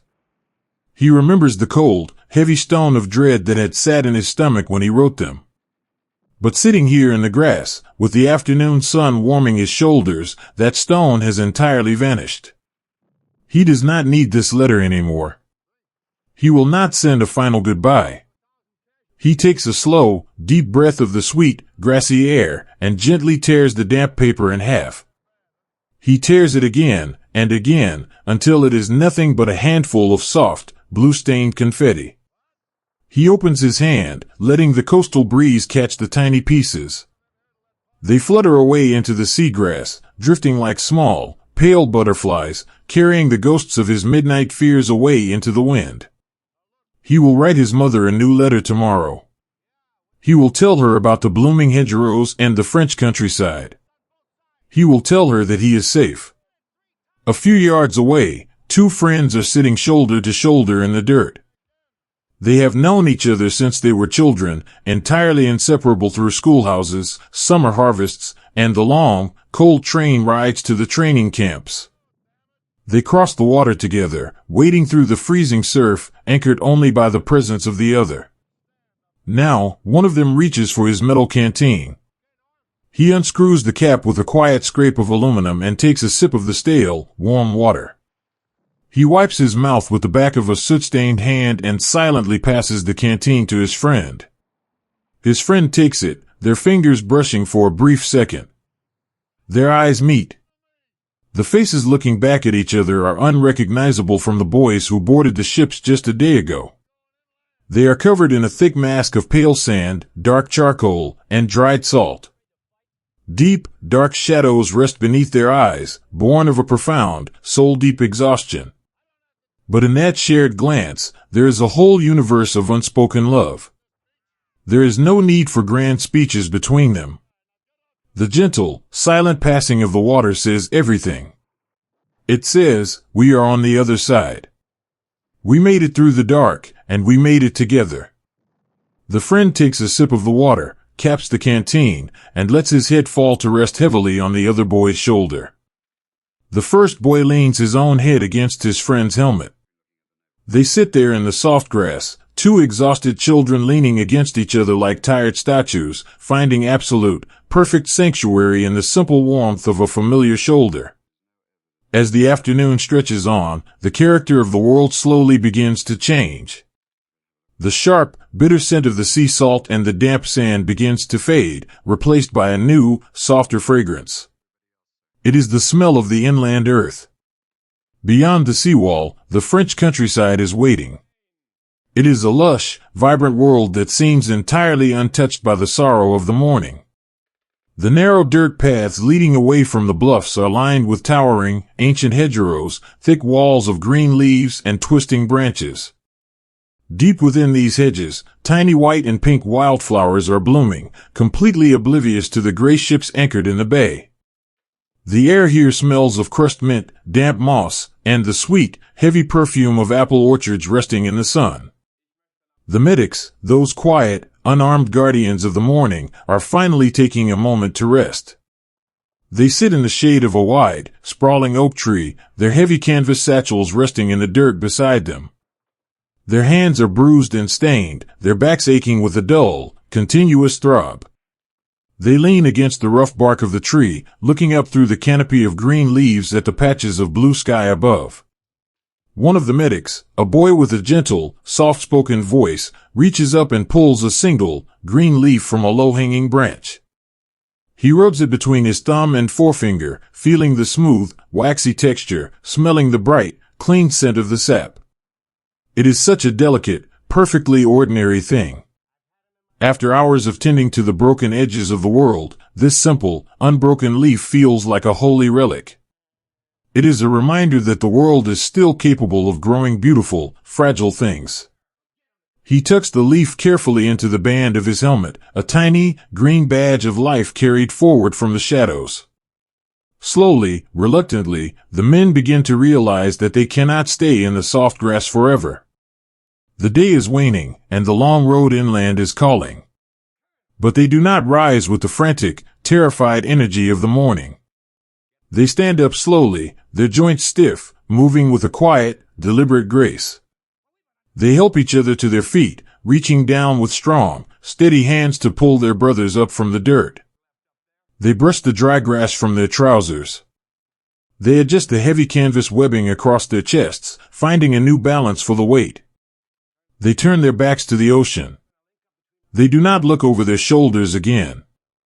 They leave the beach to the tide, letting the sea wash away the footprints and the memories of the crossing. They step onto the narrow dirt lanes, walking softly into the shadows of the tall hedgerows. The ground beneath their boots is rich and dark, a path winding through the peaceful, sleeping fields of Normandy. The afternoon sun casts long, golden shadows across the road, wrapping them in a warm, forgiving light. There is a deep, abiding peace in this slow march away from the water. The fear has burned away, leaving only a quiet, enduring strength. They are boys who have looked into the deepest part of the storm and walked out the other side. They carry the letters of their mothers in their pockets. They carry the memories of their quiet porches and their golden wheat fields in their minds. They are tethered to the beautiful, ordinary world, and they are bringing that light with them into the countryside. Listen to the soft rustle of their boots on the dirt path. It is a steady, gentle rhythm, entirely different from the heavy splashing of the surf. It sounds like a quiet heartbeat, moving steadily through the trees. The wind whispers through the leaves of the apple orchards, a soothing, continuous hushing sound that follows them down the road. The longest morning has finally passed into memory. The terrible waiting is over. They have survived the edge of the world, and now they are simply walking home, one quiet, heavy step at a time, beneath the slow, golden descent of the evening sun. Rest now. The water is far behind you. The earth is solid and still. Let the gentle rustle of the leaves sing you into the quiet of the evening. The seawall is crossed, and tomorrow is finally yours to hold. Deep beneath the cobblestones, the earth is holding its breath. Listen to the absolute, heavy stillness that lives in the roots of the old stone houses. While the world above is caught in a sweeping, terrifying storm of noise and thunder, down here, in the damp, cool sanctuary of the cellar, time has slowed to the rhythm of a single, fragile heartbeat. This is a secret world, a hidden pocket of shadow tucked safely beneath the floorboards, smelling of ancient clay, aged oak, and the sweet, earthy scent of resting potatoes and winter apples. For 4 long, agonizing years, the people of this village have lived under a heavy, suffocating shadow. They have learned to whisper in their own kitchens. They have learned to look down when they walk through their own market squares. They have carried the quiet, heavy burden of an occupied life, folding their hopes up into tiny, hidden squares and burying them deep within their hearts. But today, the shadow above is shifting. The thunder rolling across the Normandy countryside is not the sound of a passing storm, it is the deep, echoing sound of a heavy door finally being forced open. The villagers do not know the grand strategy of the morning. They cannot see the great ships on the water or the parachutes falling from the clouds. Their entire universe has shrunk to the 4 damp stone walls of this underground room. In the corner, illuminated by the soft, wavering light of a single, half-burned candle, a young mother sits on a rough woolen blanket. She has her arms wrapped tightly around her small daughter, pulling the child onto her lap to shield her from the cold draft that seeps through the cracks in the stone. The mother's chin rests gently on the top of the little girl's head, her lips pressing a soft, continuous kiss into the child's soft hair. Whenever the earth above them trembles, a deep, distant vibration that shakes dust from the wooden beams, the mother pulls the child just a fraction closer. She does not let the child see her fear. Instead, she begins to hum. It is a soft, melodic lullaby, a song her own mother used to sing to her when the winter winds howled outside their windows. She hums the tune right against the little girl's ear, building a protective wall of beautiful sound to keep the terrifying noises of the surface at bay. When the child looks up, her large, dark eyes reflecting the amber flame of the candle, she asks what the noise is. The mother offers a gentle, reassuring smile. She tells her daughter a story. She whispers that the loud thumps are simply the footsteps of a great, clumsy giant who is walking through the fields, carrying a massive sack of flour for the baker. She tells her that the giant is just a little lost, and soon he will find his way past their village, and the world will be quiet again. The little girl listens, her thumb resting in her mouth, and slowly closes her eyes, leaning her cheek against the steady, rhythmic rise and fall of her mother's chest. The mother's heartbeat becomes the child's entire world, a soothing, perfect metronome of safety. Across the small cellar, sitting on an overturned wooden crate, is an old man with hands as withered and deeply lined as the bark of the ancient apple trees in the orchard. He is the village clockmaker. For his entire life, he has lived by the precise, orderly ticking of gears and pendulums. He has measured the days in seconds and minutes, a master of time. But down here, in the dim light, time has entirely lost its meaning. The hours stretch and warp, feeling both impossibly long and terrifyingly brief. To anchor his mind, the old man reaches into the pocket of his heavy wool vest and pulls out a silver pocket watch. He does not open it to check the hour. Instead, he simply holds it in his palm, running his thumb over the cool, familiar metal. He closes his eyes and allows his mind to drift up through the ceiling, past the heavy floorboards, and out into the village square as it used to be. He paints a picture in the dark. He remembers the golden, slanting light of a late summer afternoon. He remembers the sound of children laughing as they chased a stray dog around the stone fountain. He remembers the smell of warm, crusty bread drifting from the bakery down the street, mixing with the scent of blooming lavender in the window boxes. He remembers the time when the sky was just a sky, and not a place to be feared. He holds onto these memories with a fierce, quiet devotion. They are his armor. He focuses on the memory of the sunlight so intensely that he can almost feel its warmth on his wrinkled cheeks, pushing back the damp chill of the cellar. There are others in the dark, neighbors who have shared garden fences and Sunday suppers for decades. Now, they are sharing the profound, vulnerable intimacy of survival. They sit shoulder to shoulder along the stone walls, wrapped in thick quilts and heavy coats. The air is thick with the scent of nervous sweat, old dust, and the burning wax of the candle. But in this confined, frightening space, there are countless small, beautiful moments of grace. An older woman reaches into her woven basket and pulls out a small, precious jar of preserved plums. She opens it with a soft pop, the sweet, sticky scent instantly filling the room. She does not keep it for herself. She passes the jar to the young mother, offering a silent, encouraging nod. The mother takes a small piece of the fruit, feeding it gently to her daughter. The sudden burst of sweetness is a miraculous comfort in the dark, a tiny taste of ordinary joy amidst the chaos.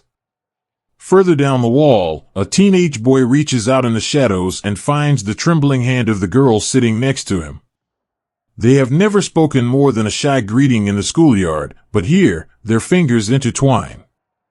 It is a desperate, necessary connection. They hold onto each other tightly, anchoring themselves to another human soul, drawing strength from the simple warmth of a shared grasp. The hours drift by, measured only by the changing pitch of the distant thunder. Sometimes the noise grows incredibly loud, rattling the glass jars on the shelves and sending a fine shower of silt down from the ceiling.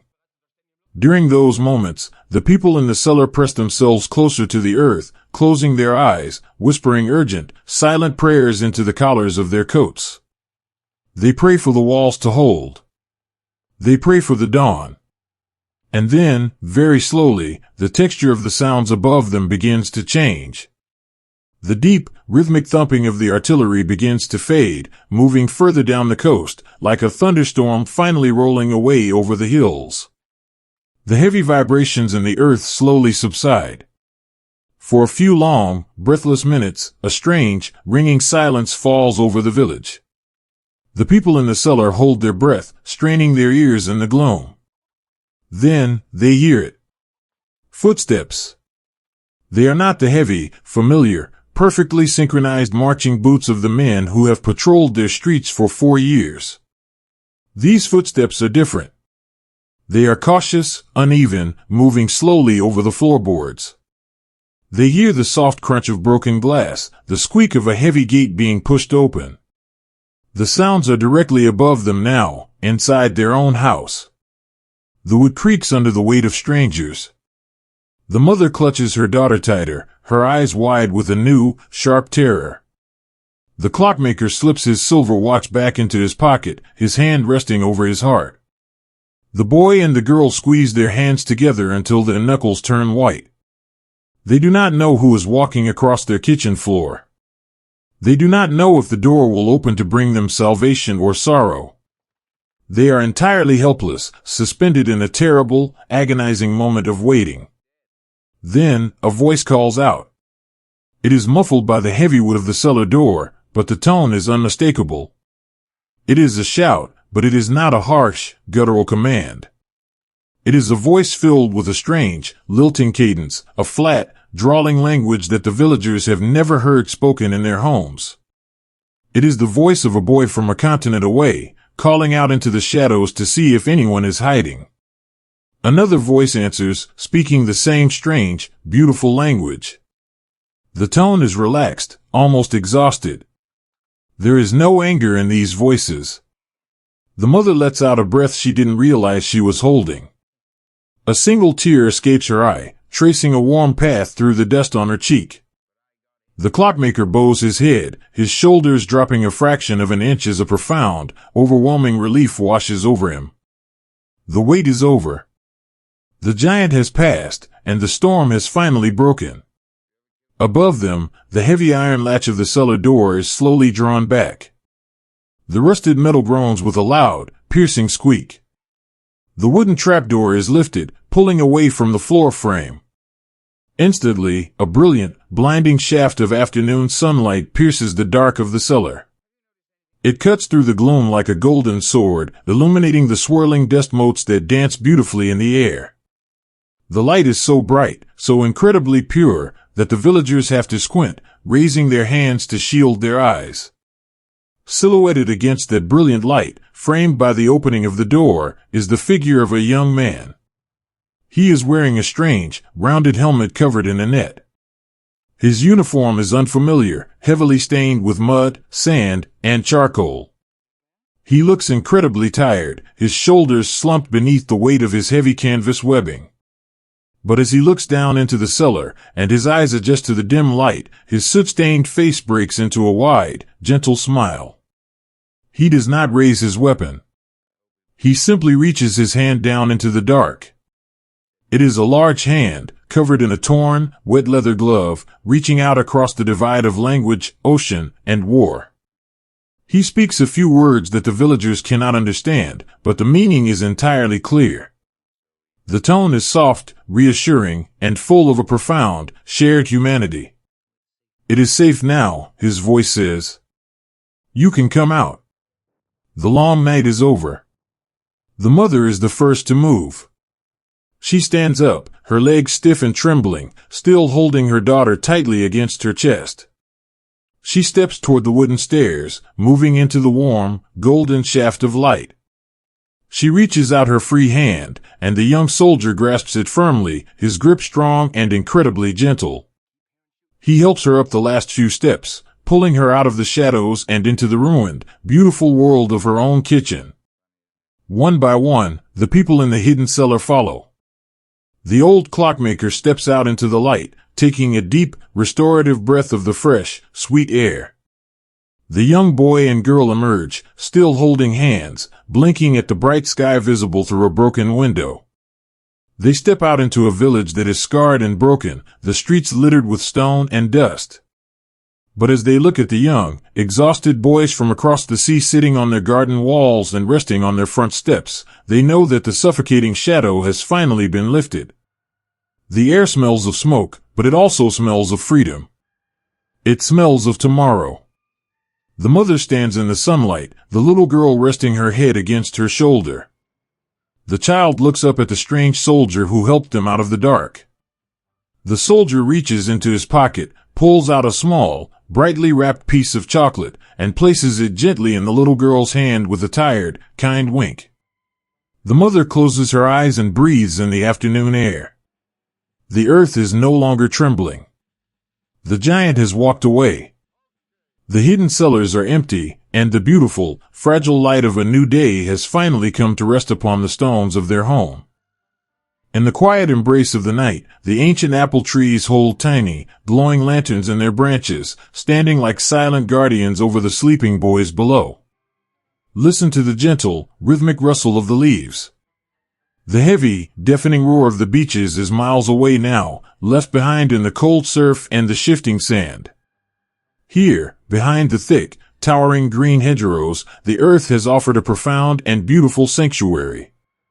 It is an old, overgrown orchard, planted by careful hands generations ago. The grass beneath the twisting branches is incredibly thick, soft, and damp with the cool evening dew. The scent in the air is unimaginably sweet, a rich, intoxicating mixture of dark soil, crushed clover, and the heavy, comforting perfume of bruised apples that have fallen to the ground. After a morning made entirely of salt spray and gray smoke, this sweet, earthy fragrance is the very breath of life itself. Beneath the sprawling canopy of these ancient trees, wide canvas tents have been stretched out in the dark. But this is not a place of fear or waiting. Hanging from the low, gnarled branches, small kerosene lanterns sway gently in the evening breeze. They cast a warm, golden, flickering light that dances slowly across the white canvas and the soft grass. It looks like a gathering of friendly fireflies, a constellation of quiet, warm stars that have been brought down from the sky to rest just above the earth. Lying on canvas cots and thick woolen blankets spread across the ground are the boys who climbed the cliffs and waded through the mist. They are entirely, completely exhausted. The frantic adrenaline of the morning has slowly drained away, leaving them hollow, aching, and incredibly fragile. But here, beneath the leaves, they are safe. The ground beneath them does not tremble. The air does not pull at them. They are finally allowed to close their eyes. Moving softly through this golden, shadowed world are the healers. The nurses. They wear simple, practical uniforms, but in the soft, amber light of the lanterns, they look entirely ethereal. They move with a quiet, practiced, and deliberate grace. Their footsteps make no sound on the damp grass. They carry enamel basins of warm water, clean white bandages, and the profound, inexhaustible patience of angels. They are the mothers, the sisters, and the quiet comforters of the night, bringing the gentle touch of humanity back to boys who thought they had lost it entirely in the dark water. Near the thick, moss-covered trunk of a large apple tree, a young soldier lies on a low cot. His eyes are closed, his chest rising and falling in a shallow, exhausted rhythm. His face is still covered in the dark, heavy mask of the crossing, charcoal dust, dried salt, and the pale, chalky dirt of the French roads. A nurse kneels softly beside him in the grass.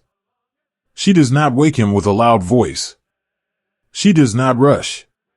She simply takes a soft, white cotton cloth, dips it into a basin of clean, warm water, and gently presses it to his forehead. The sudden warmth is a beautiful, restorative shock against his cold skin. He opens his eyes, blinking slowly in the dim, flickering light. She smiles at him, a small, reassuring crinkle at the corners of her eyes that instantly makes the world feel safe. "You can rest now," she whispers. Her voice is a low, melodic murmur that blends perfectly with the rustling leaves above them. "You are completely safe. I am just going to wash your face." She slowly wipes away the soot. She draws the warm, damp cloth across his forehead, down the bridge of his nose, and softly over his cheeks. She washes away the terrifying morning, stroke by gentle stroke. The water in the basin turns a cloudy gray, but the face that is revealed is breathtaking in its innocence. Beneath the mask of the soldier is the pale, freckled face of a boy who looks entirely too young to have seen the edge of the world. She wipes the salt from his chin, her touch is light as a feather. He closes his eyes, leaning into the warmth of her hand, letting out a long, shuddering sigh. He is no longer a man fighting the tide, he is just a tired boy being cared for. He falls into the first true, peaceful sleep he has known in days, wrapped securely in the scent of the sweet apples. A few rows down, the glow of another lantern illuminates a different, equally quiet scene. A soldier rests with his arm heavily bandaged, his fingers stiff and unable to hold a pen. He is staring up at the canvas ceiling of the tent, his mind traveling thousands of miles away across the dark ocean. A nurse sits on a wooden crate beside his cot. In her lap rests a small, lined notepad, and in her hand is a simple wooden pencil. "What would you like to tell her?" the nurse asks softly, preparing to write a letter to the boy's sweetheart. The boy swallows hard. He thinks of the terrible noise of the beach, the freezing water, the overwhelming fear that had gripped his heart when the heavy ramp fell open. But he does not speak of these things. He will not send the shadows of this morning back to the girl he loves. "Tell her," he begins, his voice raspy and low, "tell her that the countryside here is beautiful." The nurse nods, the tip of her pencil touching the paper.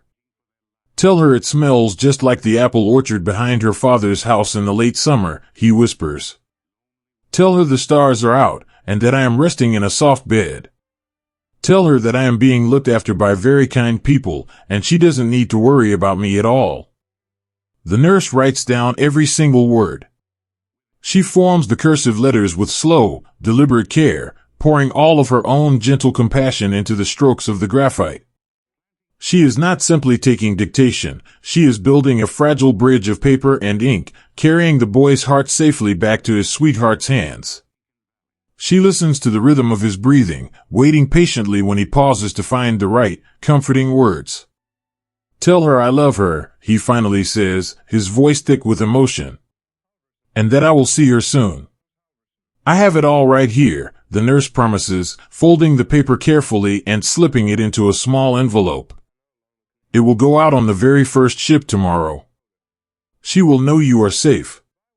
The boy smiles, a heavy, invisible burden lifting entirely from his chest, and he sinks deeper into the thick woolen blankets. The night deepens, wrapping the orchard in a cool, velvet embrace. The air grows slightly crisper, carrying the faint, distant memory of the sea, but beneath the trees, it remains a pocket of profound warmth. The chorus of crickets begins in the tall grass, a steady, rhythmic thrumming that acts as a natural, unbroken lullaby. The sweet smell of the bruised apples seems to grow even stronger in the dark, a constant, comforting reminder of the enduring, peaceful earth.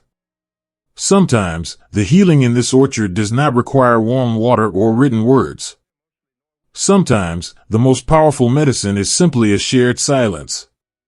In the deepest corner of the orchard, where the lantern light is the softest and most hesitant, a soldier lies staring wide-eyed into the dark. He is not wounded in a way that requires white cotton bandages, but his spirit is worn paper-thin by the terrifying magnitude of what he has survived. He is trembling, a fine, invisible vibration that shakes the canvas of his cot. A nurse walking past notices his wide, sleepless eyes. She stops. She does not ask him what is wrong. She does not ask him to explain the fear.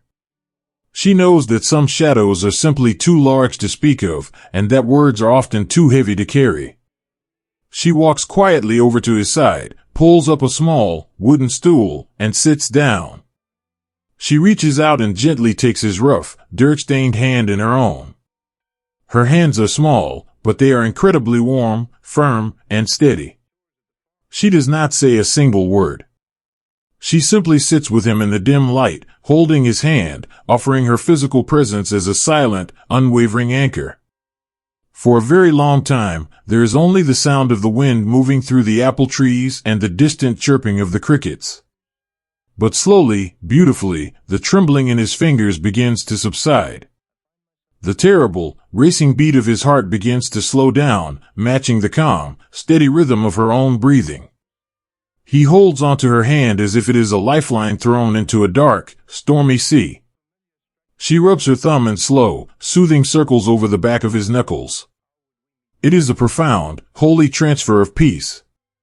In the quiet safety of the orchard, surrounded by the sweet scent of the fruit and the soft, dancing glow of the lanterns, he finally realizes he does not have to be afraid anymore. He is not alone. He allows his eyes to flutter shut, his breathing deepening into the slow, heavy rhythm of restorative sleep, while the nurse remains exactly where she is, keeping her silent watch in the dark. The night continues its slow, peaceful turning across the French sky. The kerosene lanterns begin to burn low, their golden flames shrinking, casting long, gentle, swaying shadows across the damp grass. The nurses continue their quiet rounds, moving like benevolent, tireless spirits through the trees. They adjust a woolen blanket here, pulling it up over a shivering shoulder. They offer a tin cup of fresh water there, supporting a tired head while a boy drinks.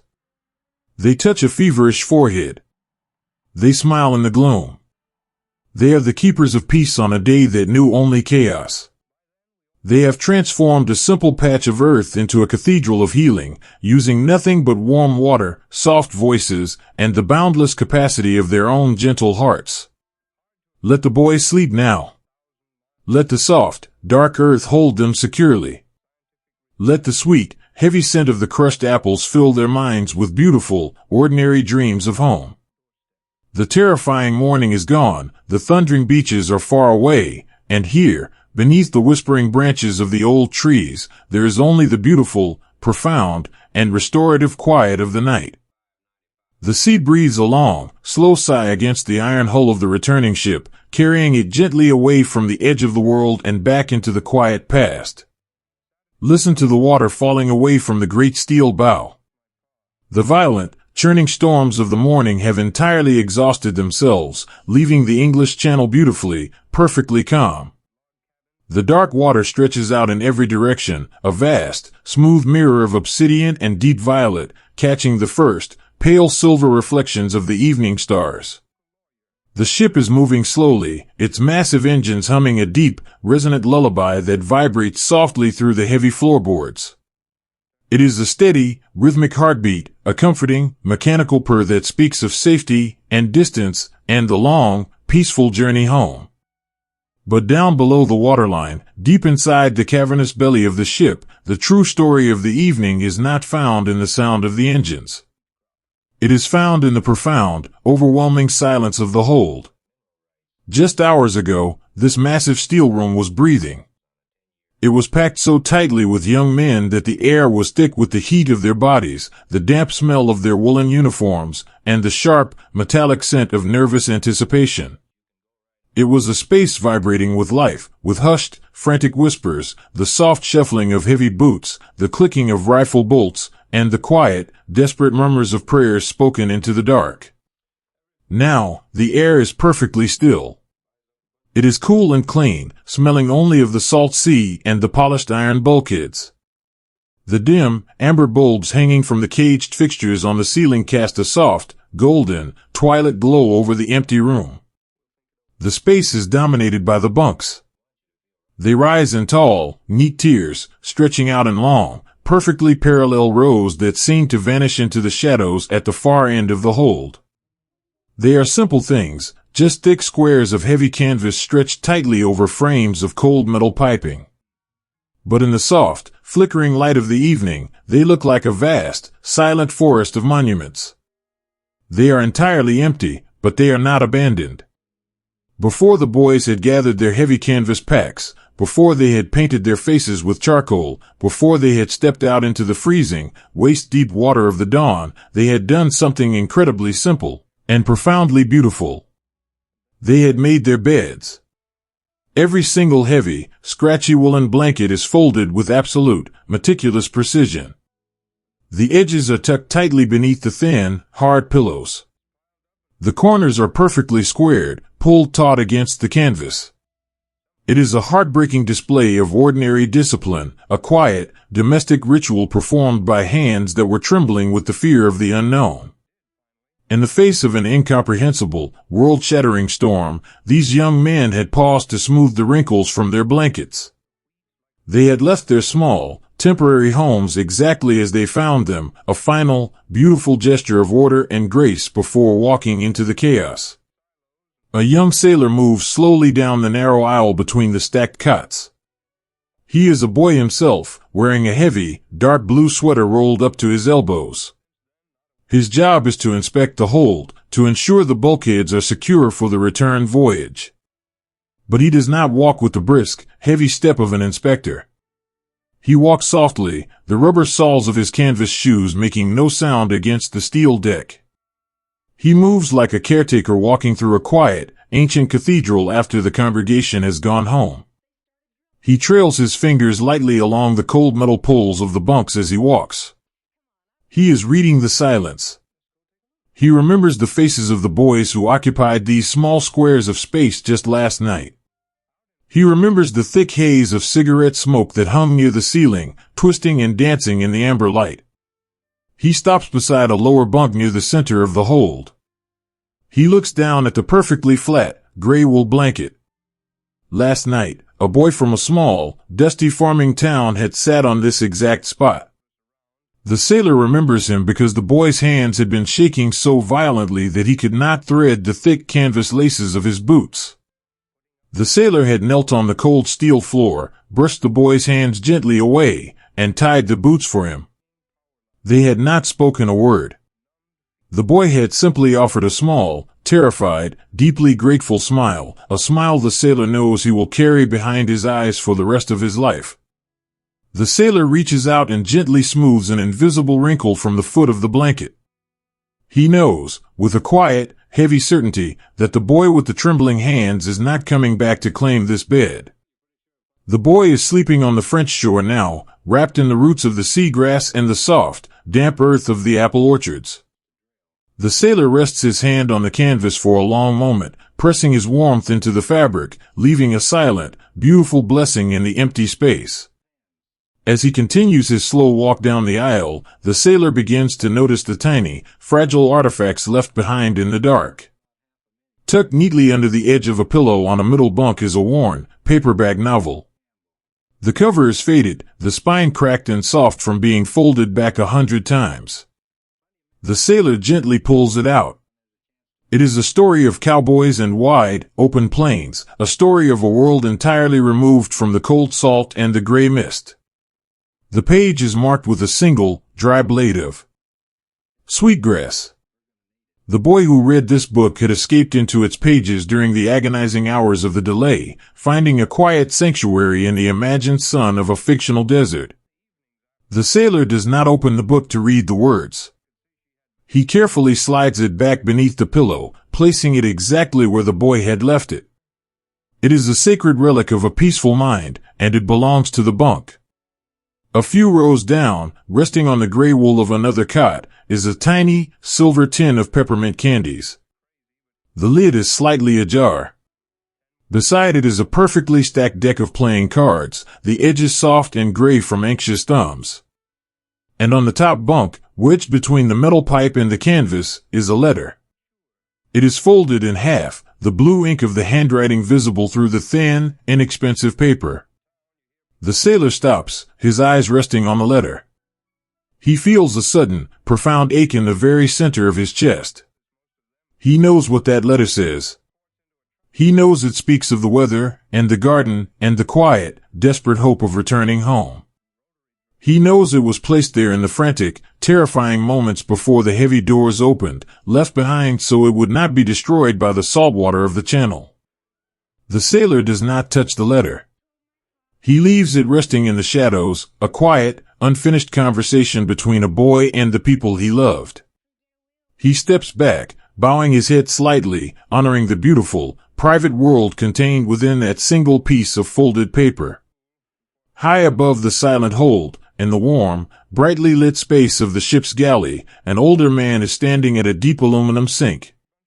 He is the ship's cook, a man with wide, heavy shoulders and hands scarred by decades of hot grease and sharp knives. He is wearing a white apron heavily dusted with flour, his sleeves rolled up, his arms plunged into soapy, hot water. He is washing the massive, heavy metal trays that were used to serve breakfast at 3 in the morning. The galley is usually a place of loud, clattering noise and cheerful, shouted insults. But tonight, it is completely silent, save for the soft, rhythmic splashing of the water. The cook scrubs a tray with a rough brush, his movements slow and hypnotic. He is lost in the memory of the early hours. He remembers standing behind the steam table, looking out at the endless line of pale, terrified faces moving past him. He remembers the smell of the strong, bitter coffee, the thick oatmeal, the warm, yeasty scent of the fresh bread he had baked in the dark. He remembers how many of the boys had simply shaken their heads, their stomachs too twisted with fear to accept the food.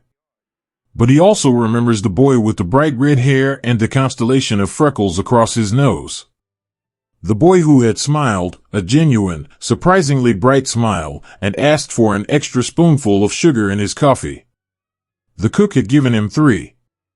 He remembers the boy holding the warm tin cup in both hands, closing his eyes, and letting the steam warm his face before turning to walk down the narrow steel corridor toward the landing craft. The cook pulls the clean tray from the water, watching the soap bubbles slide down the gleaming metal.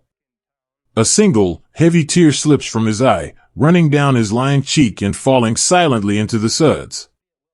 He does not wipe it away. He dries the tray with a clean, cotton towel, his hands moving with the gentle, practiced care of a father. He is washing away the remnants of the morning, returning his kitchen to order, holding the memory of those boys securely in the quiet dignity of his work. The ship continues its slow, steady glide across the dark mirror of the channel. The vibration of the engines is a soothing, constant presence. To the men on board, the ship feels different tonight. It feels lighter, unburdened of its heavy, breathing cargo, yet it feels profoundly heavier with the weight of invisible ghosts. They are sailing away from the continent, leaving the smoke and the thunder far behind them, but a piece of their collective soul remains anchored to that gray sand. They know that the empty bunks below decks are not a tragedy. They are a beautiful, heartbreaking monument. They are a testament to the fact that ordinary boys who read paperback novels and ate peppermint candies and wrote letters to their mothers, had occupied this space. They had breathed this air. They had been incredibly afraid, and yet they had folded their blankets perfectly, stood up, and walked out into the dark. The bunks stand as a silent chorus of extraordinary love. They represent the ultimate, breathtaking sacrifice made by gentle souls who simply wanted to go home, but chose instead to step into the fire so that others might live in peace. The young sailor finishes his patrol. He reaches the heavy steel door at the end of the long, cavernous hold. Before he steps through and seals the room for the night, he turns back to look at the silent forest of canvas one last time. He reaches over to the master switch on the wall and pulls it down with a soft, heavy click. The amber bulbs flicker and die, plunging the hold into a deep, velvety darkness. Instantly, the small, caged red emergency lights blink on, casting a warm, sleepy, incredibly peaceful twilight over the empty beds. The sailor smiles, a small, sad, fiercely proud smile. "Sleep well, boys," he whispers into the warm, red shadows. "You earned it.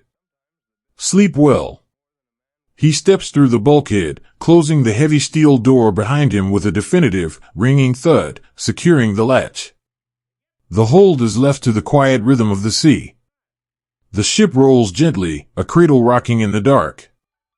The empty canvas bunks sway slightly with the motion, completely unburdened, completely at peace. The long, terrifying morning is over. The boys are resting safely in the soft earth of the French orchards, the sea grass weaving a gentle blanket over their tired shoulders. And here, in the belly of the ship that brought them to the edge of the world, their memory is held perfectly still, wrapped in the warm, red twilight and the endless, soothing lullaby of the ocean carrying them home. There is a fragile, beautiful permanence in the loop of a handwritten word, a bridge of blue ink suspended forever across the dark and heavy ocean. Listen to the quiet rustle of paper. It is a soft, dry sound, like the whisper of autumn leaves moving across a wooden porch. For weeks, the great canvas mailbags have been traveling in the dark, carried in the deep, vibrating holds of transport ships, loaded onto the backs of slow-moving trains, and carried down long, dusty country roads. They hold thousands upon thousands of folded squares of paper, written by the light of flickering lanterns, and the damp corners of canvas tents, or sitting on the cold steel floors of landing craft. Now, the journey of the paper is ending. The letters are finally arriving home. The world on this side of the ocean is entirely peaceful. The morning sun slants through the tall oak trees lining a quiet, residential street, casting long, golden shadows across the neatly trimmed lawns. The air smells of cut grass, blooming lilac, and the faint, comforting scent of coffee drifting from an open kitchen window. There is no thunder here. There is no gray mist. There is only the gentle, ordinary rhythm of a world waiting. A postman walks slowly down the sidewalk. His heavy leather shoes make a soft, rhythmic tapping sound against the pavement. His canvas bag is slung over his shoulder, heavier today than it has ever been. He knows what has happened across the water. The whole world knows now. And he knows that the envelopes he carries in his hands are no longer just pieces of mail. They are sacred relics. They are time capsules, holding the final, living breath of the boys who wrote them. He stops at a small wooden gate, the paint peeling slightly at the edges. He unlatches it with a quiet click and walks up the front path. He slides a small, slightly crumpled envelope into the brass mailbox beside the door. He pauses for a moment, his hand resting softly against the wood of the house, offering a silent, deeply felt blessing to the people inside, before turning and walking away into the morning light. Inside the house, a mother sits at her kitchen table. The room is warm, smelling of yeast and the sweet cinnamon of a freshly baked pie resting on the counter. The radio in the corner is turned off. The only sound is the slow, steady ticking of the grandfather clock in the hallway, measuring out the quiet peace of the house. She holds the envelope in her hands. The edges are worn, softened by the damp air of the English Channel. The paper carries a faint, distant scent of ozone, canvas, and sea salt. But the handwriting is unmistakably his. It is the same slightly slanted, messy cursive she had taught him at this very table when he was just a little boy with ink on his fingers. She opens the envelope with infinite care, sliding the folded paper out as if it were made of spun glass. She smooths it flat against the worn linoleum of the table. She expects words of fear. She expects a dark reflection of the storm he was about to face. But as her eyes trace the blue ink, she finds a beautiful, profound surprise. Her son does not write about the gathering ships. He does not mention the cold rain or the heavy steel rifles. Instead, he writes about the garden. "My dearest mother," the letter begins, the words flowing softly across the page. "The weather here has been damp, and it made me think of the spring rains at home. Tell me, have the tomato vines begun to climb the trellis yet? Make sure the dog doesn't dig near the roots. You know how he loves to sleep in the cool dirt there." A small, breathless laugh escapes her lips, instantly followed by a warm, heavy tear. She traces his words with her fingertip. He is sitting on the edge of the world, surrounded by millions of men preparing for the longest morning of their lives, and he is worried about the tomato vines. "I am keeping my socks dry," the letter continues, "just like you told me. And I am eating well. The boys in my unit are good men. We play cards in the evening and talk about what we will do when we get back. I have decided I want to paint the front porch for you. Maybe a soft yellow, like the morning sun." He is building a fortress of paper around her. He is using his ink to shield her from the terror of his reality. It is a quiet, magnificent act of heroism. He swallowed his own fear, locked it away in the dark, and sent only his love, his warmth, and his mundane, beautiful hopes across the ocean. He sent her a piece of a peaceful world, so that she would not have to sit in the dark with him. She presses the letter to her chest, right over her heart. She closes her eyes, letting the tears fall freely now. They are not tears of despair. They are tears of a fierce, overwhelming pride. She feels the warmth of his love radiating from the crumpled paper, wrapping around her shoulders like a heavy, comforting shawl. Her boy is gone, resting now in the quiet French earth, but in this room, in the loop of his handwriting, he is forever safe, forever gentle, forever dreaming of painting the porch in the morning sun. Miles away, in a city waking up to the sound of streetcars and morning bells, a young woman sits by a tall window. The light catches the dust motes dancing in the air, turning them into tiny, floating sparks of gold.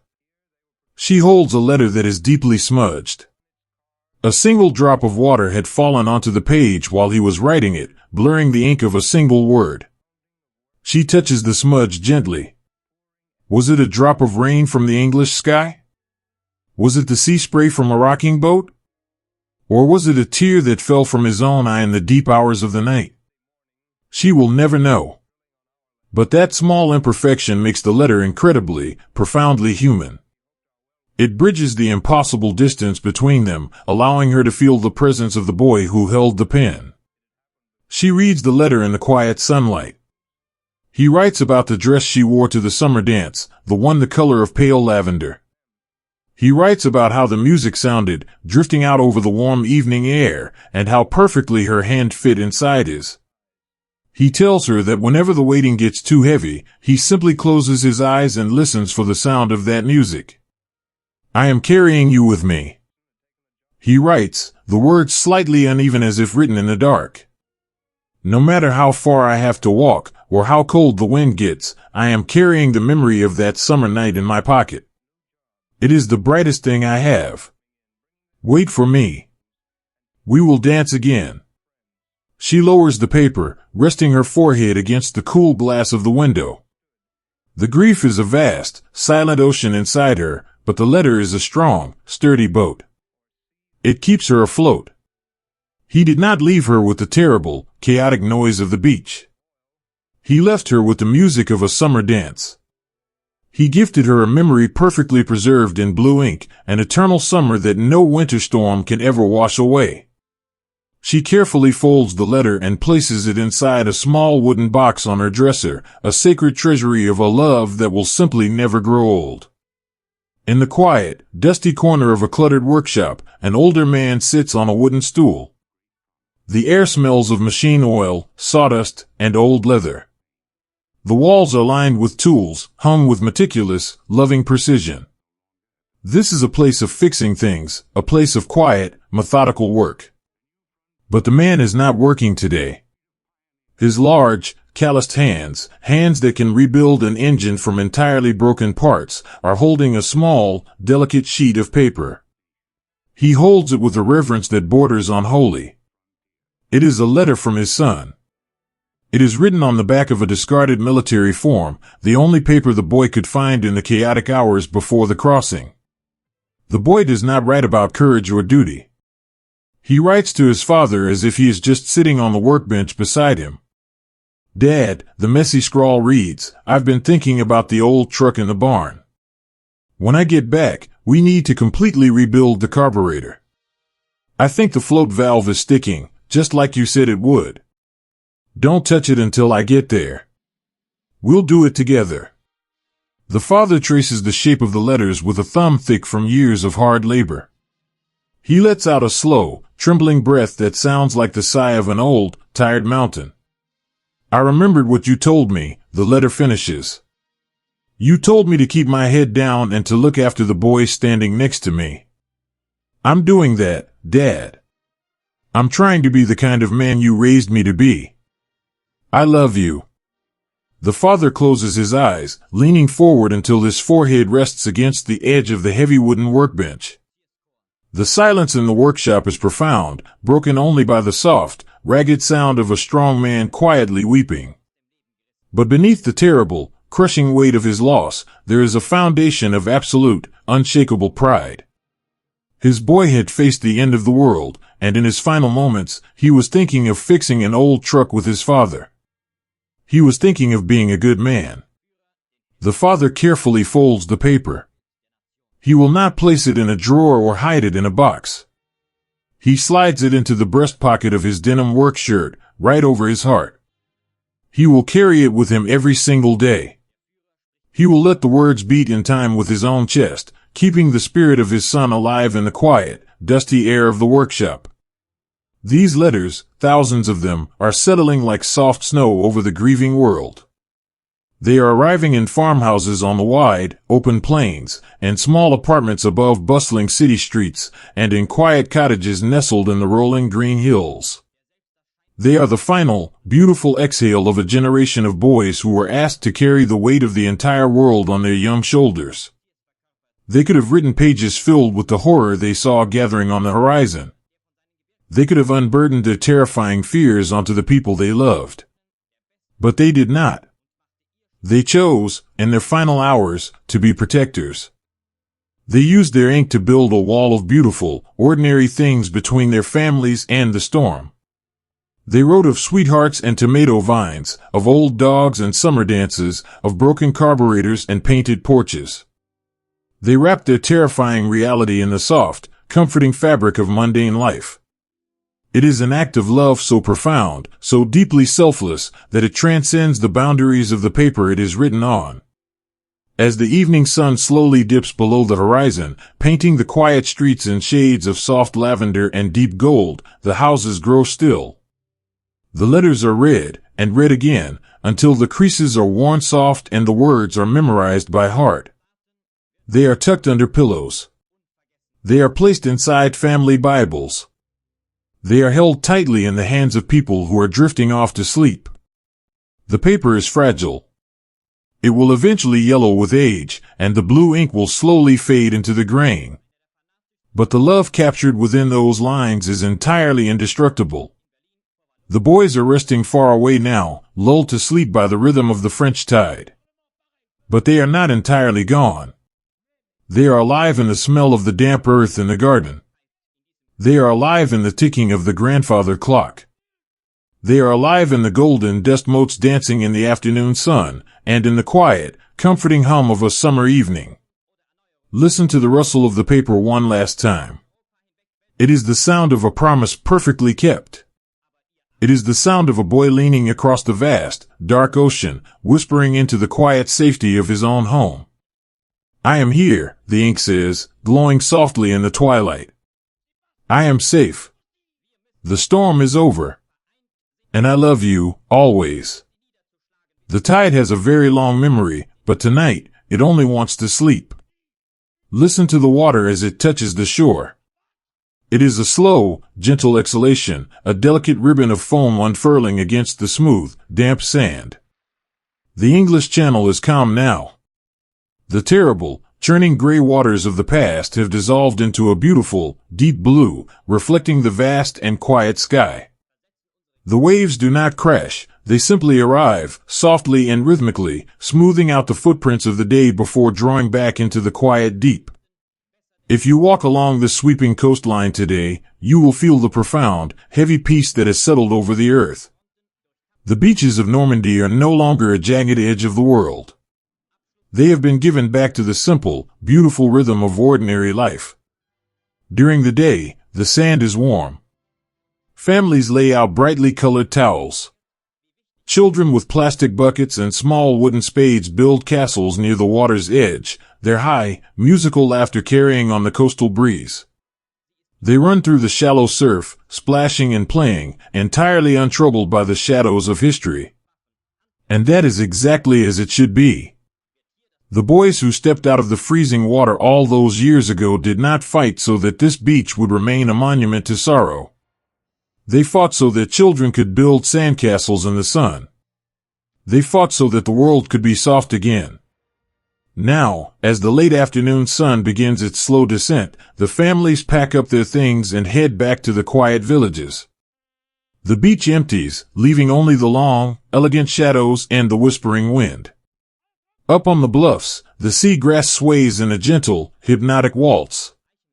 It is thick and green, completely blanketing the earth, hiding the scars that were once torn into the soil. The deep craters have softened into gentle, rolling hollows where wildflowers bloom in the spring. Nature is an incredibly patient healer. She has taken the broken edges of the cliffs and wrapped them in moss, ivy, and the sweet-smelling roots of the clover. She has woven a beautiful, living quilt over the past, offering the land a quiet, enduring sanctuary. Walk with me, just a little further inland, away from the immediate sound of the breaking waves. Here, resting on a pristine, perfectly manicured cliff overlooking the vast expanse of the sea, is a different kind of quiet. It is a silence so pure, so deeply reverent, that you can almost hear the soft turning of the earth. Spread out across the vibrant, emerald green grass are thousands of perfect, gleaming white stones. They are aligned in flawless, sweeping rows, radiating outward like gentle rays of light. In the soft, golden hour of the evening, the marble catches the setting sun, glowing with an inner, ethereal warmth. These stones are not just markers of history. They are the final, peaceful resting places of the boys from the wide prairies, the quiet farming towns, and the bustling, distant cities. They are the boys who painted their faces with charcoal, who listened to the lone piper in the mist, and who held onto damp, crumpled letters in the freezing dark. They are all here now, sleeping side by side, perfectly equal, perfectly at peace. When you walk among these stones, you do not feel the heavy, crushing weight of despair. Instead, you feel a profound, overwhelming sense of gratitude. You read the names carved into the white marble, and you realize that every single one of them was a whole universe of hopes and dreams.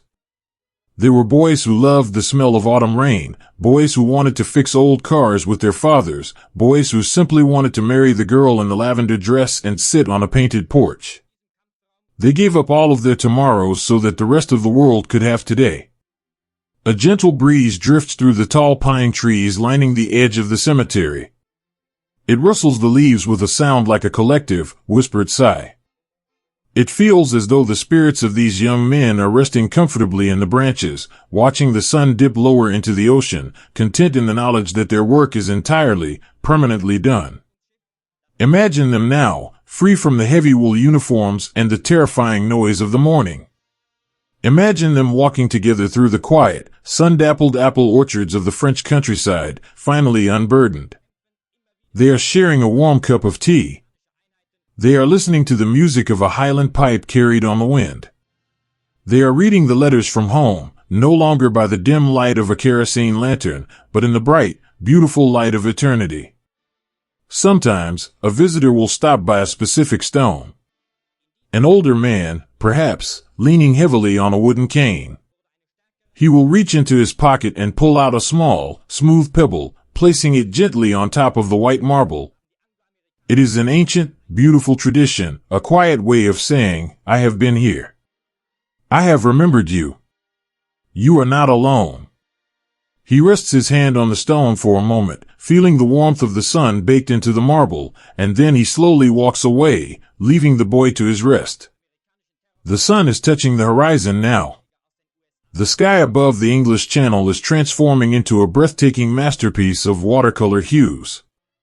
The pale gray of the afternoon melts into a deep, bruised purple, streaked with vibrant bands of burnt orange, spun gold, and soft, delicate pink. The clouds catch the light, glowing like the embers of a dying fire. Down below, the sea reflects the sky, turning the water into a vast, shimmering blanket of color. The rhythmic sound of the waves seems to slow down, matching the peaceful, sleepy descent of the evening. The tide is pulling back, a gentle retreat, leaving the sand smooth and flawless for the night. The air grows slightly cooler, crisp and clean. The scent of the sea salt mingles perfectly with the fragrance of the damp grass and the pine needles. It is the smell of a world at rest. There is no need for vigilance here anymore. The dark ships will never return to this bay. The heavy steel ramps will never again fall into the surf. The terrifying, agonizing wait in the dark is a ghost story, a memory held only by the wind and the whispering stone. For the boys resting beneath the green grass, the war has been over for a very long time. They have surrendered their fears. They have laid down their heavy burdens. They have found the ultimate, lasting sanctuary on this quiet bluff overlooking the sea they crossed. As the last, golden sliver of the sun disappears beneath the waterline, twilight settles softly over Normandy. The first stars begin to appear in the darkening sky, pale and hesitant at first, before glowing with a bright, steady confidence. They are the same stars that watched over the vast, hidden army waiting in the damp fields of England. They are the same stars that guided the parachutes down through the midnight air. But tonight, they do not look down on a world holding its breath in terror. They look down on a world sleeping in peace. The little French villages nestled behind the dunes turn on their warm, yellow lights. Smoke rises lazily from stone chimneys. Families sit around wooden tables, sharing a meal, sharing their day, living the beautiful, ordinary lives that were bought at such an incomprehensible price. Listen to the ocean one last time. It is a gentle, rhythmic lullaby, singing the shoreline to sleep. It is the sound of time washing over the earth, healing the wounds, smoothing the rough edges, and promising that the dawn will come again. Close your eyes and feel the profound stillness of the evening. Let the peace of the sleeping tide wash over you. Let go of the worries of the day, just as the beach lets go of the footprints in the sand. To the brave, quiet boys resting under the white stones, we whisper a final, eternal thank you. Your long night is over. The porch light is on. The garden is blooming. The world is safe. Sleep well in the soft earth. Sleep well beneath the whispering grass. Let the gentle, rolling rhythm of the sea carry you into the deepest, most beautiful peace. Good night.